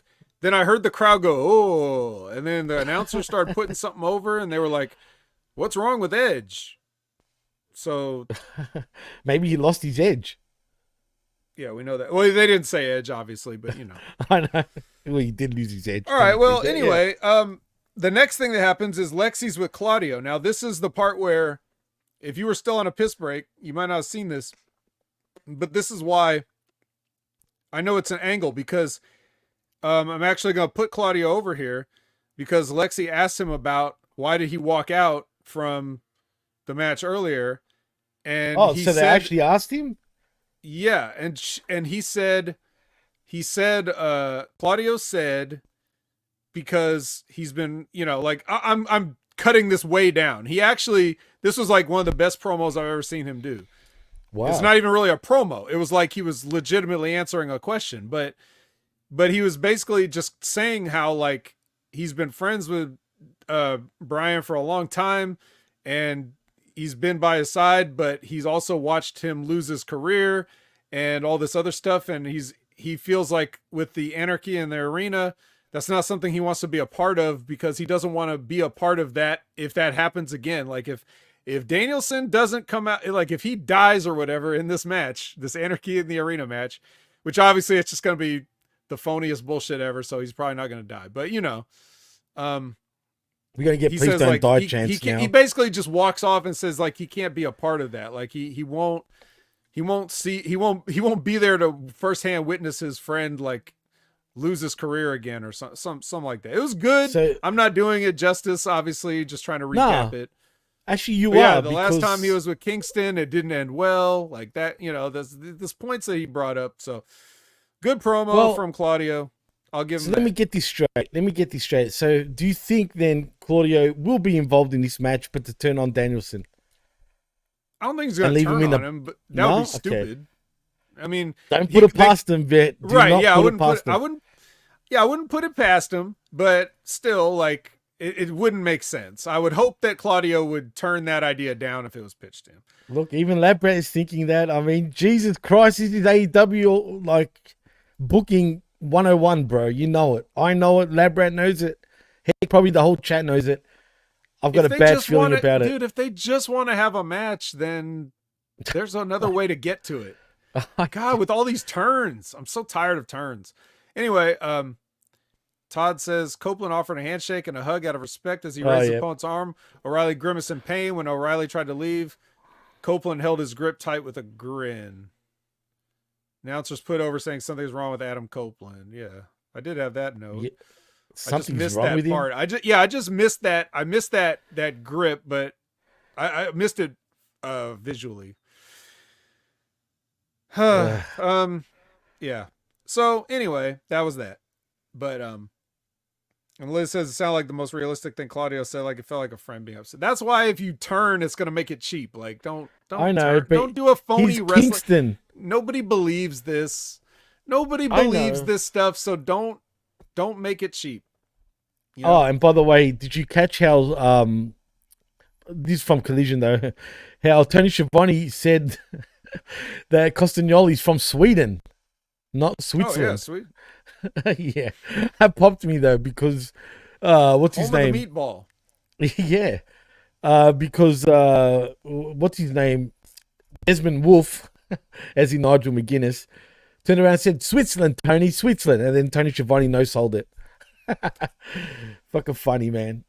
I don't know why I just thought about it now, but I had to point it out because we're talking about Claudio and it just popped in my head. Well, there was plenty of funny stuff on commentary. I just don't take notes on that. I let it flow through, and then I just laugh and forget about it. Yeah, there was something that happened. I think in this match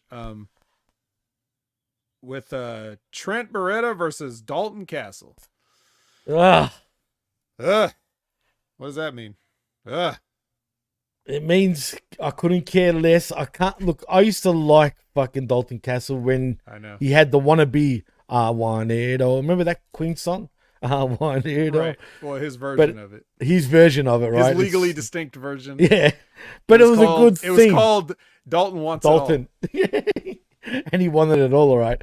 But no, for real though, man. That's when he was over. I loved him back then. Peacocks and all, bro. Like, and the boys.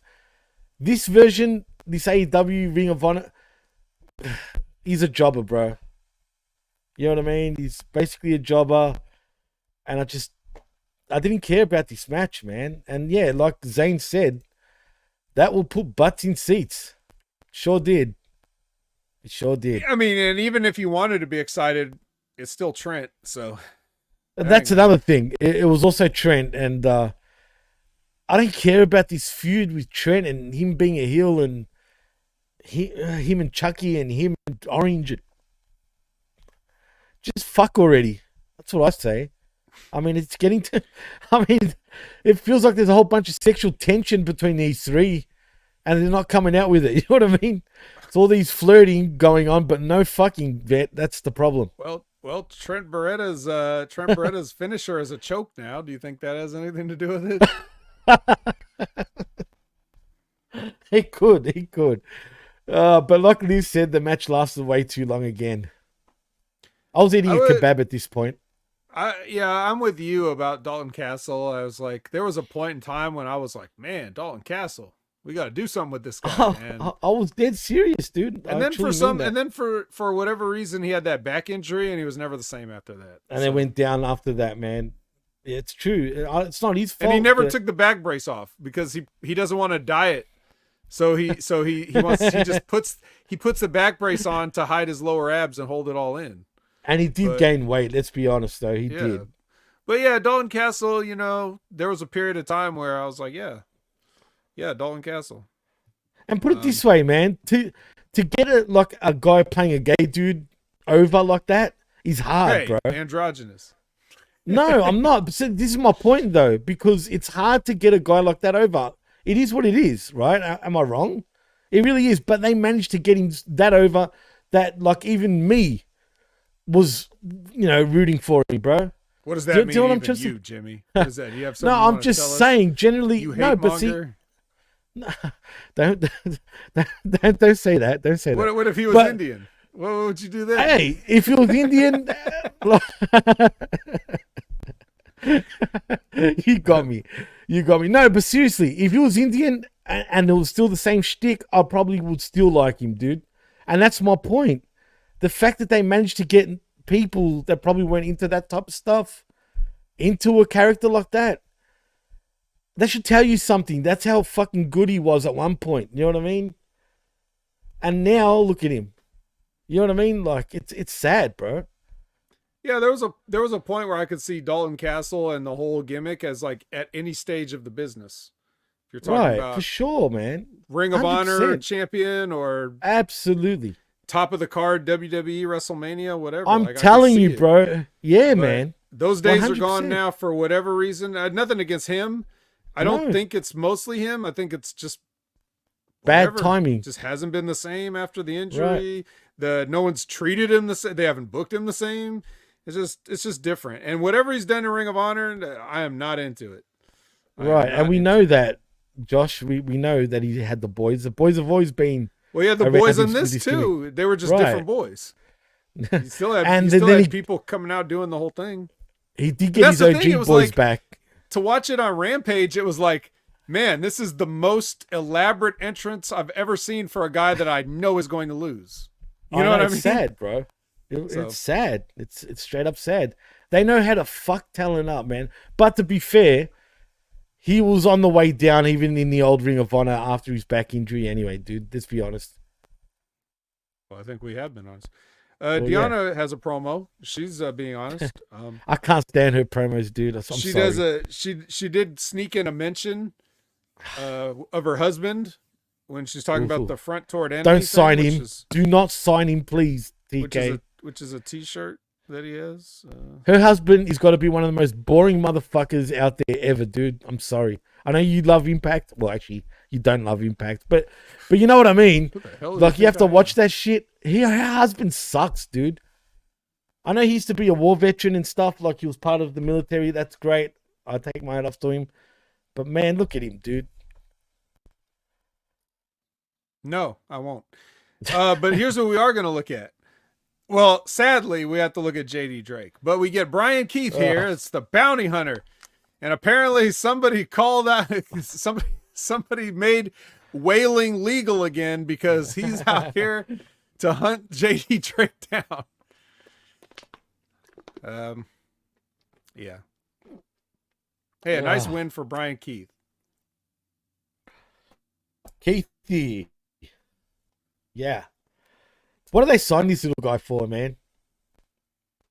Well, Really? he's a big business bounty hunters in Boston. Oh, Brian. yeah. Oh, I see. He doesn't even have his OG theme song anymore, which automatically, I know it's just music, but music is a big deal to a wrestler, man. Like even as a fan, if I dig your tune, I can start digging you too. You know what I'm saying? Like they took that away from him, and now he's got nothing but his height. You know what I mean? And his bounty hunter. Where's his lasso, for crying out loud? I don't know. Maybe JD Drake thought it was a strand of spaghetti and sucked it up. Backstage. Maybe he did. Maybe he did. I don't know. Ugh. I don't know, but he does use the diamond dust as a finish. So, you know. But I'm with Labrat, man. If you're gonna have a bounty hunter fucking gimmick, and I'm sure we've said this before, right? I know the answer. Yeah, I know the answer, Todd. I know, for fuck's sake. But go all in with it. If you're gonna fucking have a bounty hunter character, right? Why not? Even if it's funny, good. I want to laugh sometimes, right? Tell me, it wouldn't be funny if you fucking if you hogtied fucking JD Drake for real, like fully. Put an apple in his mouth too. Put him on a spit. Whatever the fuck. Even Dax Daxon and Cash. Imagine FTR getting lassoed. Well, the That law's would've been already funny. dealing with Cash Cashin, so I guess Yeah, Brian yeah, Keith well, that's doesn't true, feel the that's need true. to interfere. You know. He doesn't. He probably already Now, like, if he served him to the does cops. get convicted and he Yeah. escapes, then we can send Brian Keith after him. And there should be vignettes of like sort of similar to like Dog the Bounty Hunter type of shit, right? Where You see him going after motherfuckers, whoever it is. It doesn't have to even be a wrestler. You just see him at work. Tell me those little vignettes wouldn't be fucking cool for him, man. You know what I mean? Like, give me something to why should I care for a bounty hunter who's not really a bounty hunter and shows me nothing of his bounty hunter skills on television, but he's called the bounty hunter. Yeah, I guess you're just supposed to just take it at face value. I mean, we already talked about this back when we said what they should do with them. They obviously haven't done it. And that's probably, it's, you know, you think about it. We, like I said, we should send him after everybody that has a code of conduct violation that, you know, now that we know what a fireable offense is, which is shoving and choking a guy, then anybody, like, he should have gone and got swerved for hitting Toa with that chair. 100. Perfect. Keep going, please. Yep. Just everybody that does it after the, he should have got Shane Taylor for attacking, Will Ospreay after the bell. Like, he should just go and rope up everybody. Now, I realize I just named 2 other black men, but like, still, like, Brian Keith is black as well, so it's fine, right? And you know, but there's plenty of white dudes that commit crimes. People of all ethnicities commit crimes in AEW. Televised crimes, filmed crimes, crimes. Bounty hunter Brian Keith can bring them all in and just dump them at the right outside Tony's office door. Right, he should be Tony's. He should be no shit. That is such well put, dude. No shit. He should be AEW's bounty hunter, bro. Anyone that fucks up in the company, anything, he literally fucking hog ties them and sends them straight to TK for punishment. You know what I mean? Even if it's kayfabe, I don't care. Tell me that wouldn't be fucking pretty funny and not actually pretty cool at the same time. Honestly, it's different. Tell me, I know people would shit on it. Don't get me wrong. But it would be different, dude. No one's ever done that, and we've said that, you know, everything's been done before in pro wrestling. Well, not that. That hasn't. All right, I'm just saying, it actually hasn't, dude. And Todd, see, this is why he's the comment king, bro. He should call himself the catering hunter and go after every wrestler that's back in catering not being used. But what's the punishment for just being lazy? And then we get a battle royal. What, they call it the fucking the catering casino battle royale? So might as well. Oh shit, that is fucking anyway. Funny. So that's never gonna happen. But here's what is gonna happen. Oh, but by the way, he's not offended as a black man. Yeah, I saw that. I appreciate that, Todd. I didn't think that you would be, but we're just covering all the bases here. Just like Mercedes Moné throwing out that first pitch, money. Money. So here's why I regret praising Edge, because he's behind a chain link fence for this promo where he challenges Alistair Malachi Black for a barbed wire steel cage match at Double or Nothing. What? A barbed wire cage match. Steel cage. So all you got to do is not climb the cage and you'll be safe from the barbed wire. But we got to have that now. This reminds me of TNA's, what was it, electricity fucking cage again? What was that called again? The electric cage? Yeah, what was it called? Fuck, man. There was the I know we know Thunderdome this match, but that was WCW. Oh, well, that's... There's all sorts of stupid, weird gimmick matches in WCW. Fuck, what was it? Yeah. Something lethal. Was it Lethal something? Lethal Lockdown. Lethal Lockdown was the pay-per-view, that's what it right? was. Yeah, but that's what the cage match was based on. The pay-per-view name was based off the cage match. Didn't it not work or something like that? Like, yeah. I think with the Dudley Boys, bro, when they were in the match, their match, it didn't work. Oh. Actually, I don't think any of the matches have worked, bro. Now that I think about it, man. Fuck. That's TNA, classic TNA, bro, right there. LOL TNA. Yeah. All right. Well, it's time for Deonna Purrazzo versus Lady Frost here. Frosty. So, you know, friend of the show, Lady Frost. She is doing her gymnastics or murder gymnastics, as it's now known, according to commentary. Cool. Murder gymnastics. What is it? I don't think that sounds good, even though she is a friend of the show and stuff. But straight out, like, does that not sound stupid for pro wrestling when you call it that? Why murder gymnastics? That just makes it sound fake to me. Well, yeah, nobody's dying, so. Oh yeah. What does murder gymnastics even fucking mean? Like, really? I guess it's just a catchphrase that hadn't been taken yet for obvious Okay. reasons. I don't know. Sure, whatever. Whatever. I mean, whatever blows her hair back. Whatever, man. I don't know. Oh, the whatever blows her hair back is the winds of Imperial Iceland, where she's from. Um, but yeah. So here's an interesting one. Like the finish of this match was, she had, Lady Frost took like 10 years to climb the top rope, and then Deanna pushed her and she fell down, and then she hung her upside down like the Tree of Woe position, and then Deanna did like a running spear. She speared Lady Frost and then just pinned her 1, 2, 3, and the announcers were like, a running shoulder to the stomach from Deanna Purrazzo. A running shoulder. Yeah, I was like, okay. Yeah, it's called a spear, but that's fine. As Edge just did that like 30 minutes ago. Why would they call it that? It's okay. If mine is called the running shoulder, so it's okay. Adam Copeland, I didn't steal your finisher. You think he big leagued them as well? Yeah. He might have now. Or the only other thing I could think of was like something like, so she hits her with that move and Lady Frost is like, ow, I'm hurt for real, just pin me. Like that, the only other thing I could think of, like, because Deanna's finishers are either she uses the Venus de Milo, which is the double, like the Rings of Saturn double hook gimmick.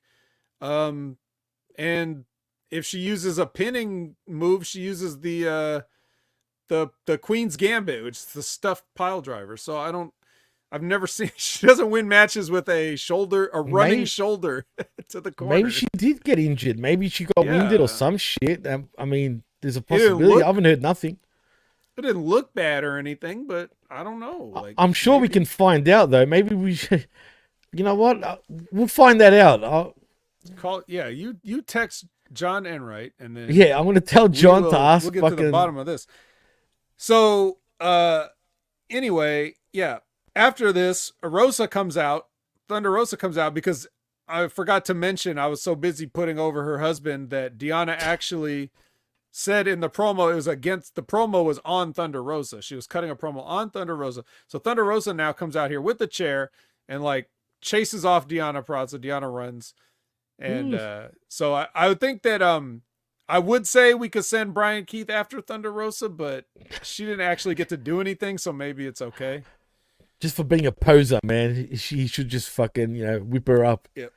Wanted, dead or alive, posing. Wanted. Yeah. Yeah. Have her face on there, bang. And I'm not talking about Mick Foley. Pun intended. No. I mean, bang, bang. Yeah. Anyways. All right. So that was Rampage, right? Speaking of, no, not yet. Speaking of bang, bang, we got a video from the Acclaimed. A music I'm video. glad you brought them up. Well, I had before to. Next. Well, right, before you do talk about it, though, did you hear about good old Max Caster and what he said on the Chris Van Fleet podcast this past week? No. You didn't even hear about it? I heard that he said something, and I saw that he was on there, but I didn't actually listen to it. Well, talk about clowns and delusional.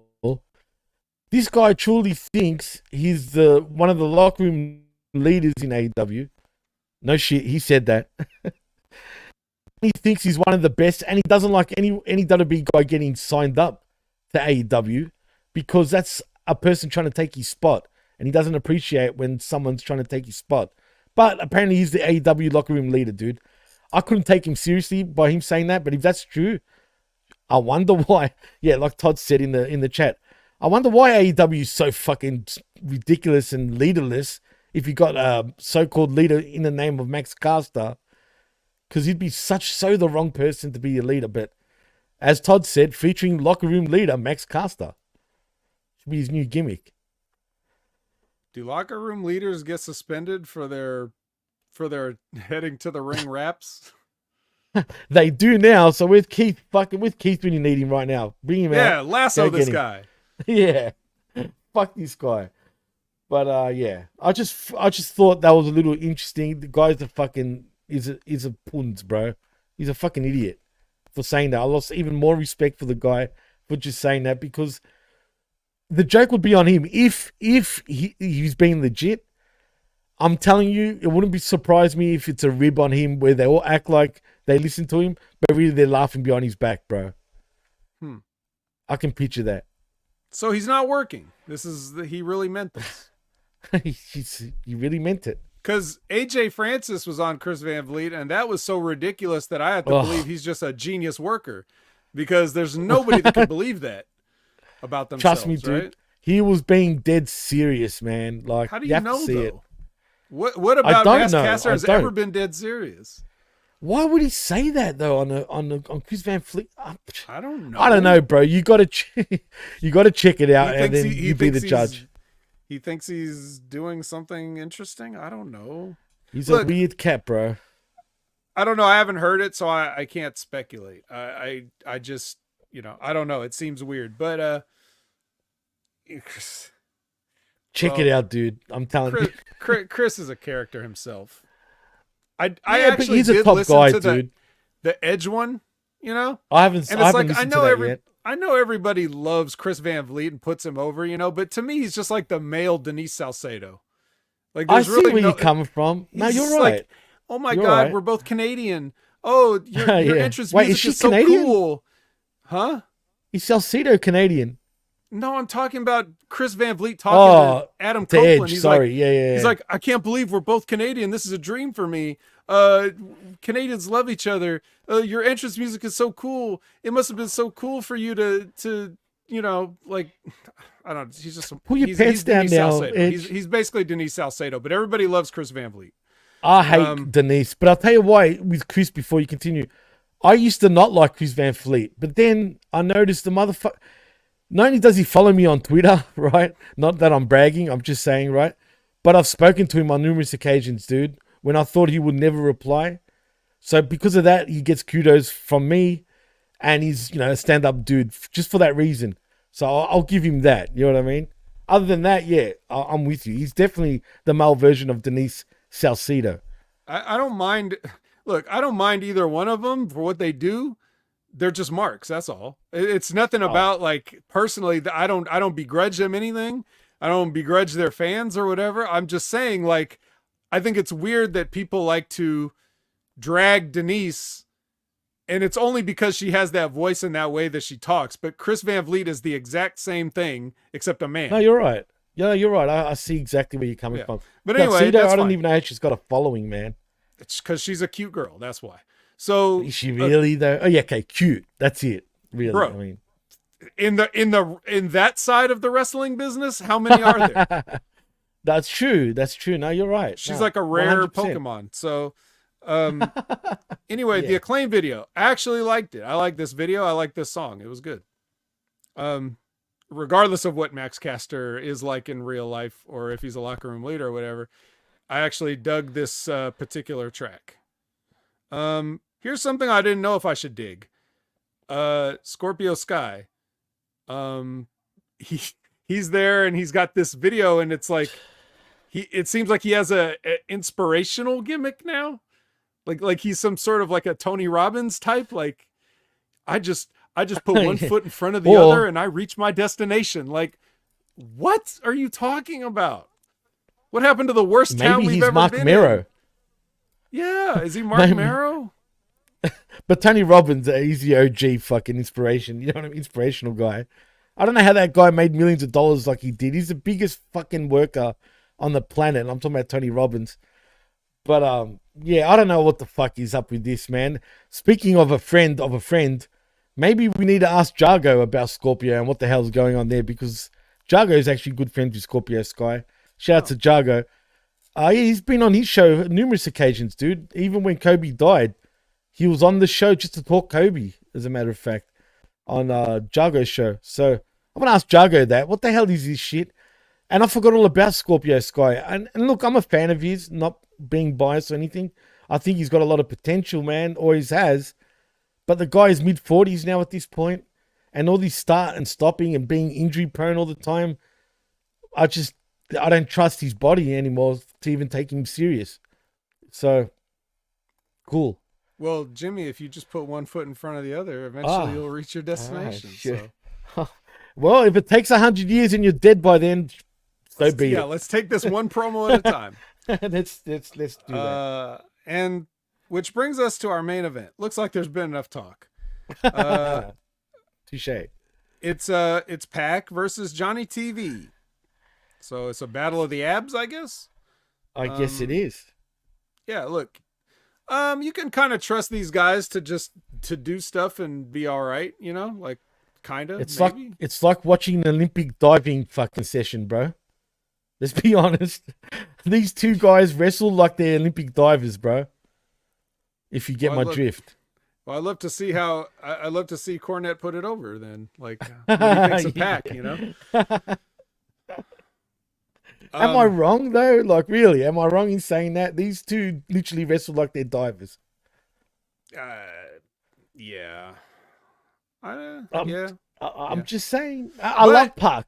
But at least Taya was out there for Johnny TV to make out with, which he actually did at one point during the match, and which they actually did during the backstage interview too, but I forgot to mention it. They just started making out, which was funny.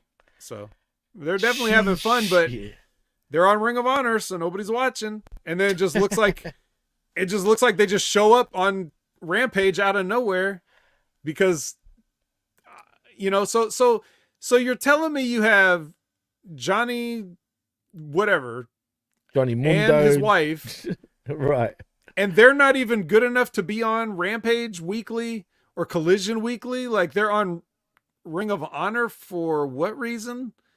Like, Ring of Honor is where some of these people should definitely be. And then I would think that, like, I don't think anybody's going to tune in to watch Johnny TV, but I'm just saying, like, he should be elevated above the Ring of Honor level at this point. You're right. And why call him Johnny TV when he's not even hardly on TV? Yeah, Johnny Internet? I don't know. Johnny Honor Club? Johnny Streamer or some shit. Yeah, Johnny Honor Club. I think that's the name. That is fucking good. Yeah, well, that was too good. Revamp Wrestling says, I think Morrison injury prone by now. No, he's not. He's just on Ring of Honor. Which is worse than being injured, in my opinion. At least when you're injured, you have an excuse. I don't know what to tell you. Johnny Elite. You know what, Josh? I was thinking they were going to call him Johnny Elite, but they didn't. For whatever reason, it's Johnny not on TV, but he is today. Well, yesterday, but you know what I mean. Yeah. Well, anyway, regardless, Pat gets the tap out win. He locks that weird, like, octopus rings on him and taps him out. Octopus rings of octopus. Yeah, you know what I'm talking about, right? That thing he does. Yeah, I know. Like he climbs up on him. It looks like he's gonna do like a crucifix pin, but then he like does like a crossface while they're standing up, and then he like pulls them down and like. Yeah, it's like basically a modified fucking STF. It's not the calamari. I like it. Yeah. Yeah, it's something. He does something. he does the what a maneuver on him. The squid. Yeah, and then we already have an octopus in wrestling. We don't have a squid, so maybe that can, or a calamari. The bastard squid. The bastard squid. Yeah. Well, anyway, after he wins, the gun club the gun club comes up on the Tron or whatever, and they cut a promo on him, and Jay White says, you know, you better stay out of gun club business, or you know, whatever. He's got his gold bat. Vet? What are you saying? Bat and, is this officially now no more Bullet Club Gold? Is this like just the Bang Bang Gang now because AEW can trademark that shit and own it? I think they go back and forth. I don't really know. Okay, which I'm not mad about because I like that name. The Bang Bang Gang makes total sense, right? I mean, Bullet Club, Bang Bang Gang. So Okay, then why are they There's still called some the gold Bang Bang involved Gang? somewhere, and Well, they why got not all be those called- belts. I forgot. Right. I still don't like how they're doing this to fucking Jay Vet. I'm sorry. I can't stand it, bro. Because he's not A la hard to carte. book. A la carte. a la carte. But A la carte. We get it. We get Jay's appearance at least. At least he shows up and speaks words, and I'll take it. I'm I'll starving. take it too. I'm starving too. Lay off me. I'm starving. I want something. And this is a crumb, but I'll take the crumb. So, but that's God. it. That's it. We just leave. We leave the show with Pac standing in the ring, just staring like a zombie at these guys on the Do screen. you blame him? That's it. He's a bastard zombie now. A bastard zombie squid. The squid. I love the squid, man. I mean, seriously, the squid, he's got to change it to the squid. And the bastard, look, man, I'm a fan of Pac. But again, until I see something long-term with this guy, and which they never really have done since he's been with this company, what's it to look forward to with Pac or Pac or whatever you want to call him? I mean, at this point, you might as well turn him into Mighty Mouse. It'd be something. I mean, maybe Vince wasn't wrong after all. Well, I mean, think about it, We're going to Bet. get a match with Jay White. Yeah, but Jay White's going to lose. That's what I'm fearful about, dude. If he loses, I'll be pissed. Like, pissed. I don't think he will. And is Pac a babyface now? So he's a babyface, right? I guess. Okay. He's Another a thing bastard, is, though. see, that's what I was going to get at. Was Vince really wrong about calling him Mighty Mouse? Think about it.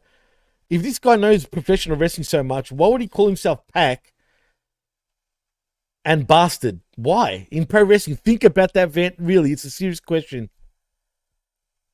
I guess the Pac thing came from his abs. Okay, then why not call yourself a Pac? Then why is he a bastard? He's got no dad? Maybe. Well, maybe his dad didn't get married. Maybe his dad was Tom Billington. I don't know. Gee. That'll look. make you. I'm So being serious. The way I understood it, right? Right. And I'll relate this somewhat to me. Okay. The way I understood was that they started calling him Pac because of his abs, and then he just kept that as a wrestling name. Well, that's still lazy. I didn't give a fuck. I know it is, right? And I agree with you. So he should have said no, but I don't know all the circumstances, and I could be wrong about what I just said. So I'm not sure. For me, okay. When I was at OVW, I did my gimmick. The gimmick was a tag team. I was Brian Alvarez's favorite tag team. Army of Two. It was a military gimmick. The idea was not that we're in the military, because that's been done, like where guys are like, hey, I used to be a soldier, and all this stuff. The idea was that we were just pro wrestlers, but we were delusional about the way we approached the business. Like it was, we were declaring war on everybody, just the two of us. So Which the idea was sense. that Army of Two, right? Yeah, the idea was we were kind of like we lost it, but we were pro wrestlers. That was the gimmick, Right. was pro wrestlers. I totally it wasn't get that it. we Right. were the army guys that were just wrestling for No. some reason, right? You're going to war with every other wrestler base. I totally Right. get it, man. So we had so like my partner was Agent Johnson, I was Agent Williams. It was like the mysterious, like, we don't know their full names, we only know them as this. They have generic sounding names, like you would make up a fake name like Jones or whatever. So technically, that's your shoot last name. it's my shoot name, but I'm just saying it worked, and Right. that was his shoot name too. Johnson and Williams cool. was like, it sounds like code names, but right. So that's how we did it. But when we did promo practice, like when we do the promo portion of the training, right? So Rip called me the Vet because it was ironic. Like, he gave me the name the Vet when I signed up for his class as a rookie. Right. So he was I knew making that. fun of me being brand new, but calling me, acting like I knew it all already, right? Right. Which he did that before he knew anything about me. So he was just doing it as a joke. It had nothing to do with anything I had done or whatever. So I just went with it. So when he gave me that nickname, I used that he did to do promos. So for the class, That's smart. in front of everybody, the promos I did was like those grizzled, like the guy with the Zubaz pants and the bandana and the fanny pack and the cigarette. Yeah. Like I'd be like, all right, listen up, vet's talking. I've been around this, I've been up and down these roads and all this, like I did that. I just Like a did vet. that, but that was just, but everybody popped on the stuff I was doing. Oh, And they would say, they should. you should do that character on TV. And I was like, no, the character's for you. The It's just to gimmick pop is the boys. Yeah. it's exposing the business. Like, Right. I wouldn't do that. I wouldn't do anything to expose the business. Right. So I did that to entertain them behind closed doors, but I wouldn't do that as a character on TV because whatever. So I wouldn't call myself the vet on TV. I wouldn't That call would be myself the funny if vet you on did. house shows. Right. I was my own gimmick. And so what Pac did was what I didn't do.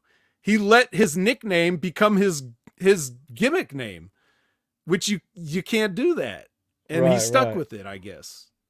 Well, I mean, he could have changed it after he was Adrian Neville. He could have, when he went to AEW, he could have changed his name to whatever he wanted, but Well, he was Pac before yeah, WWE. I know. I'm saying, forever, but that so, could have yeah. been a fresh start. That could have been his fresh start to get out of calling himself Pac, but he went back to it.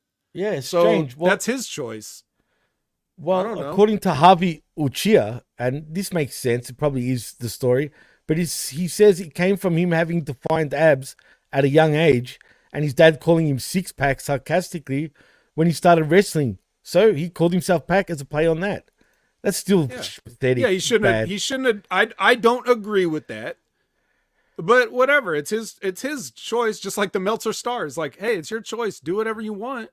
I guess. I can take it as seriously or as not seriously as I want. But I'm just saying, like, But you can't market that shit. yeah, if people call you that, if it's your dad, if it's other wrestlers, you don't go with that. It's No. just not good. And he should But know who that. cares? That's Whatever. what's sad. Right. Well, that's whatever. true. Who cares? It's as good as any other name. What? Sure. Go ahead. But I'm intrigued though about your promos now, dude, and stuff. I mean, But I is there basically anything on YouTube? No. Damn Did it. you not hear what I just said? I know. I did hear what you just said, but still, is there anything though with you at all? It's And even if there was, yeah, you won't fucking tell me. There's no I bet you there is, right? But there's no chance of finding it. it's all up to whatever Ben Hamin uploaded when he had control of that stuff. He had control over that at one stage. Yeah, I believe I'll he had pretend I never access, heard and that. There's things on YouTube on his channel, but I've seen that. Yeah. I don't know what he has. Like the stuff that's up there is up there. If you could find it, go for it. It's nothing.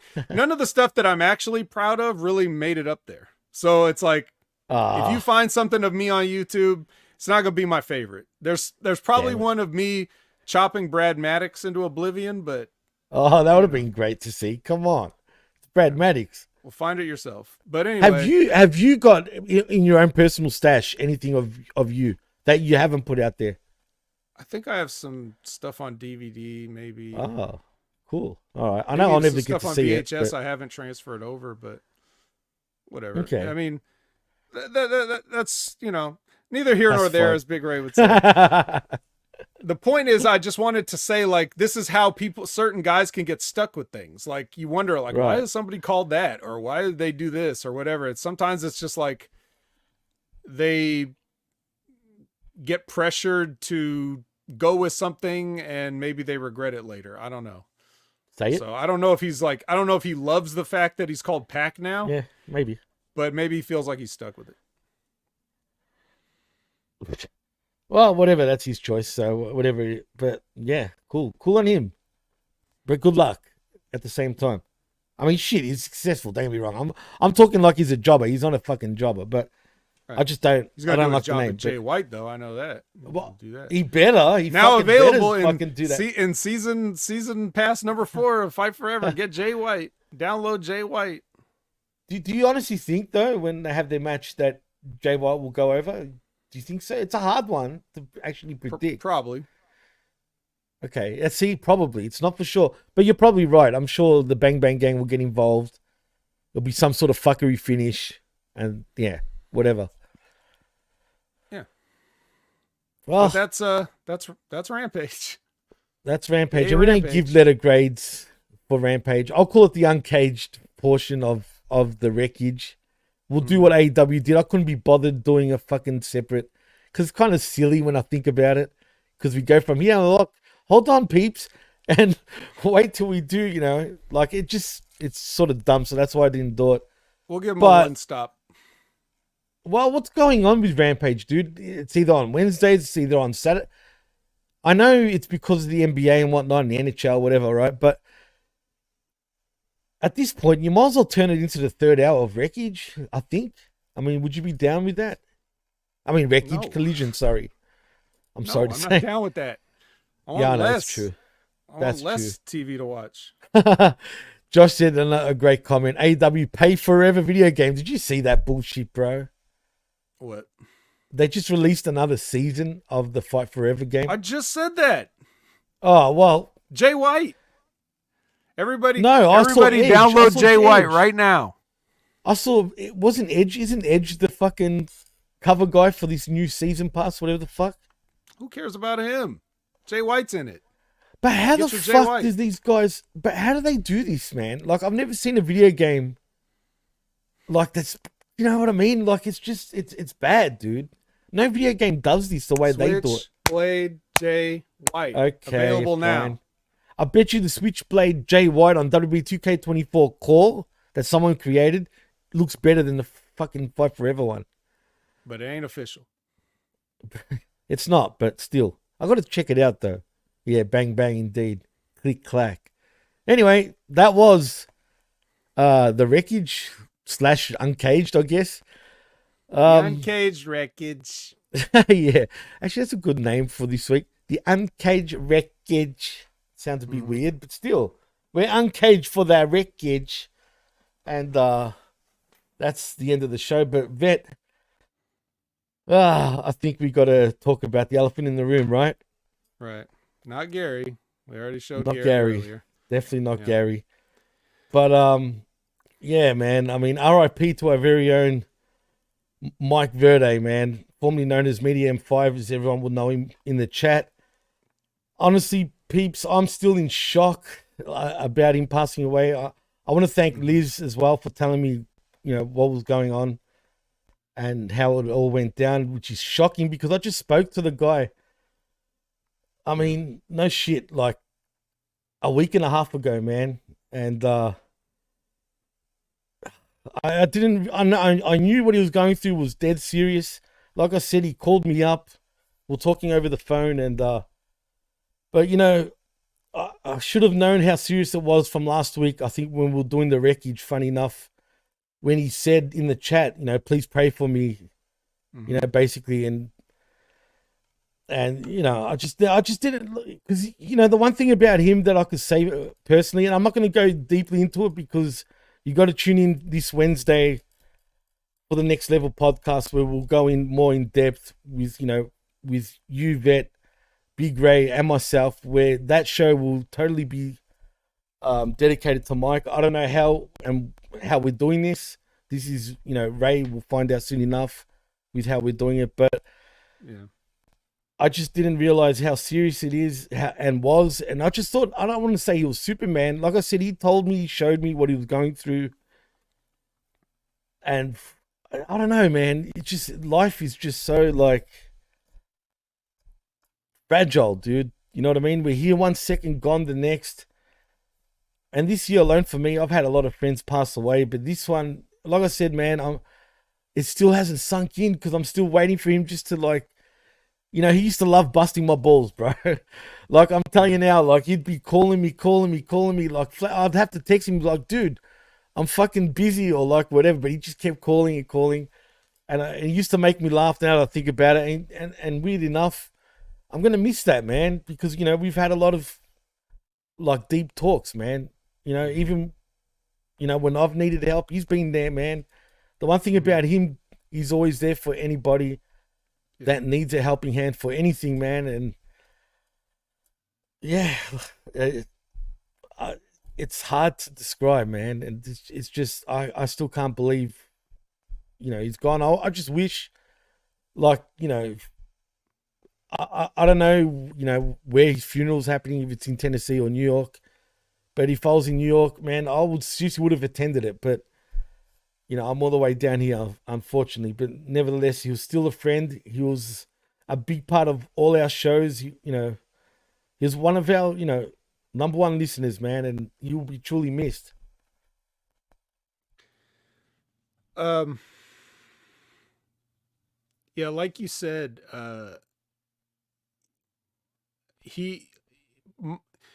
Mike was all heart, because he would not only here, like anywhere, he was a big community guy, a big family guy. Like whether it's, so he'd be here and he'd be supporting what HMG is doing. And Always, then man. he'd be supporting what the PWC is doing. Like when we work with other people, then he goes over there and he supports that. Or like if I'm just doing stuff on my own, then he comes and supports me. And then if people come in to my stream and then he gets to know them from that sort of community, and then they do their own streams and he's over there in that community. Like he was just such like always networking and just being a big part of making community happen. And like you said, he'd be calling you, and he'd be really like, he would always talk about like, oh, I want to start doing this. I want to start doing this. Like he had these ideas and everything that he wanted to do. And just always, like you said, busting balls, having a good time, making jokes, right. making people laugh. He really was like the nucleus of a lot of communities. Everywhere I would go, like he would already be there somewhere doing something, like always, I'd see him interacting and just like, right. And so he really did enjoy the community aspect of what we do, so he's never like, he's not gone. Like we're always going to think about him. We're always going to talk 100%. About him because he's just an unforgettable guy. You could never, just cause he's off this earth, like we're not going to stop talking about him because he's done so much stuff over the years that we constantly are reminded of and we joke with each other about, that's the kind of guy he was. Man. Absolutely, man. And funny enough, at the start of the show when I had technical difficulties, right? No shit. In a way, I started thinking of him like he's trolling me with all that shit happening, right? Because it's just convenient that like just the way it happened and all that. But like I said, like tune in this Wednesday, we will give our proper thoughts on Mike, where we actually dedicate. I mean, this show's dedicated. We still to him need already. more time, Jimmy. It's only been. The moment I found out was like right at the end of Rip Rogers' stream on Friday. Did Rip mention it on his stream? Well, they somebody chatted in the chat. They said, okay. Rest in peace to Mike, aka Media M5, aka whatever. And Von Lilas was just like, no, surely they're not talking about Media M5 from here. Like he didn't believe it. Like, no, that's not him. That was the first I heard of it. So like, I didn't even have time to think about that. I was going to start doing my own stream in like 5 minutes, and it's like, and I couldn't not do it because people, first of all, he would have wanted me to do it. Second of all, the people in that community that watch me on Twitch or whatever, we got to talk about it. We can't just not talk about it. So right. I haven't even really had time to fully process it, but hopefully by the time Wednesday morning rolls around, like we'll all be able to kind of like get our thoughts together and really, we're not going to be able to do them justice anyway, but no, we'll do better than we can now, I think. 100%. And that's the thing. That's why I wasn't on the Smack Attack. It just, I didn't know how to like talk about it at the time. I just wasn't comfortable. Even now, like I was telling you off the air, like I was telling you, I was nervous about doing the show. Like I wasn't sure if I was even able to do the show properly. Like, you know what I mean? But you know what? I'm glad we did do it because it did take, our minds off it and whatnot. And that's why we didn't say it at the start. We're contemplating if we should have said, but we didn't want to put everybody down, basically, because it sort of comes across as distasteful talking about that and talking about wrestling. It just, Yeah. you know what I mean? It's not the right thing to do. So, but, yeah, Liz, have you got any contact with his girlfriend? Like you were saying to me in a private message, but, if you have, and you know anything, please pass it on. But, thank you, Gam. Thank you also, man. I appreciate that. And Sonic says, this is why I don't get close to people or have a lot of friends. Life, man, it's fucked up, bro. Like, it's the most beautiful thing and the most cruel thing at the same time. As you get older, man, you realize we're not bulletproof, man. I mean, life is life. It is what it is, man. There's a start and there's an end. But, nevertheless, Yeah. RIP to Mike, man. And Yeah, Mike was he's been going through stuff for a long time. a long Longer time, than we dude, all yeah. knew him. Way longer, dude. And he just toughed it out for like well over 20 years, had to be, if my math is correct. Like it's 2 decades plus that he's been dealing with chronic health issues of different kinds, all stemming from things that happened a long time ago. And yeah, it was frustrating at times because, I'm sure some of us have cut promos on him about how he's got to take better care of himself on top of everything else he's going through. He's, but even when he's laying out all this stuff to us, it never felt like he was just griping, because he'd be the first one to make jokes about himself and all this other stuff. And Right. so he's busting his own balls before anybody else. And that's just the kind of guy he was. And that's one of the reasons that it's just like, surreal, he's man. not really gone. He's not I know really gone. it's- He'll it's- never it's- be gone. Yeah, man. For sure, man. Like I said, I just almost don't believe it, man. And sorry to hear that, Sonic, man, about your mother on Mother's Day and your sister. Damn, dude, it's fucked up, man. But look, man, at the end of the day, I know if he wouldn't want us to be down on shit, man. He'd probably be laughing at us right now, looking down on us. I just didn't expect him, to go. Like, I knew how serious it was, but I always downplayed it. I always was like, nah, man, you'll be fine. I know you'll get through with it. The only time It happens so often where he'd be in the hospital or the That's ER, what I mean, and a dude. lot of times he'd be chatting from there, yeah. and you're just always like, he's just gonna come home in a few hours. Like, you don't really, And no shit, like, he never used to like showing himself, which I totally understand. But I've seen him, like, you know what I mean, in person, over the internet though. And he really showed me all his medications. And man, I've never seen someone be on so much. And he wasn't even that old, man. He was only in his late 40s. And yeah, it's just amazing that you're here 1 second, gone the next. And yeah, Mike, man, believe me when I tell you, you'll be missed, man. Even though you used to annoy the fuck out of me sometimes. And I would tell him that every time, like, bro, I'm fucking, yeah, he'd be clowning me for sure, Zane. Yep. But no shit, we'd clown on each other all the time. But I would always tell him, I'd be like, dude, relax, man. I just finished the show. You don't need to call me a million times. I'm still fucking, but it was all in good fun. And I do miss, the chats. It's just weird that we spoke a week and a half ago and now this. And, he never, you wouldn't know. Look, I don't know if he knew, like, something that he didn't want to really say. But he was one tough guy, man, because if I was in his position, I would have been a wreck, dude, straight up. You know what I mean? Honestly, a negative wreck too. You know what I mean? And the fact that he was still like supporting all of us, and he did so many shows. Look, like I said, I don't want to go too deep into it. Wait till Wednesday, because I can sit here for another 3 hours and believe me, like, it's 4 a.m. for me. I would go another 3 hours, but Wednesday is when we're really going to be dedicating a show for him. Tune in for that, because I got a lot of stories to say. But Mike, if you're watching right now, man, RIP to you, bro. You're one of the true ones, even if you're a ball breaker, but we still loved you, man. And he'd tell us all the time that he loved us, which means the world. And yeah, man, rest in peace, brother. Yeah, definitely, guys.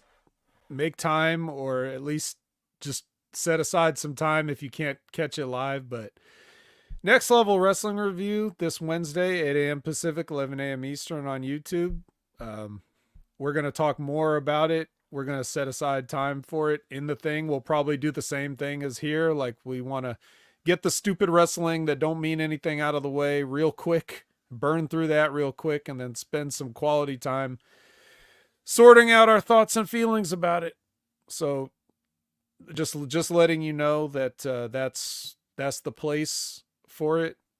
I know Ray's going to have a lot to say, so will I. So do that. And Jimmy, in the meantime, where can everybody else find you too, bro? Well, you can find me on the X at DJ Massifix, as it says right up there. But please like and subscribe right here, channelattitude.com, where for $5, not only do you get the best talk, but also the realest talk in professional wrestling.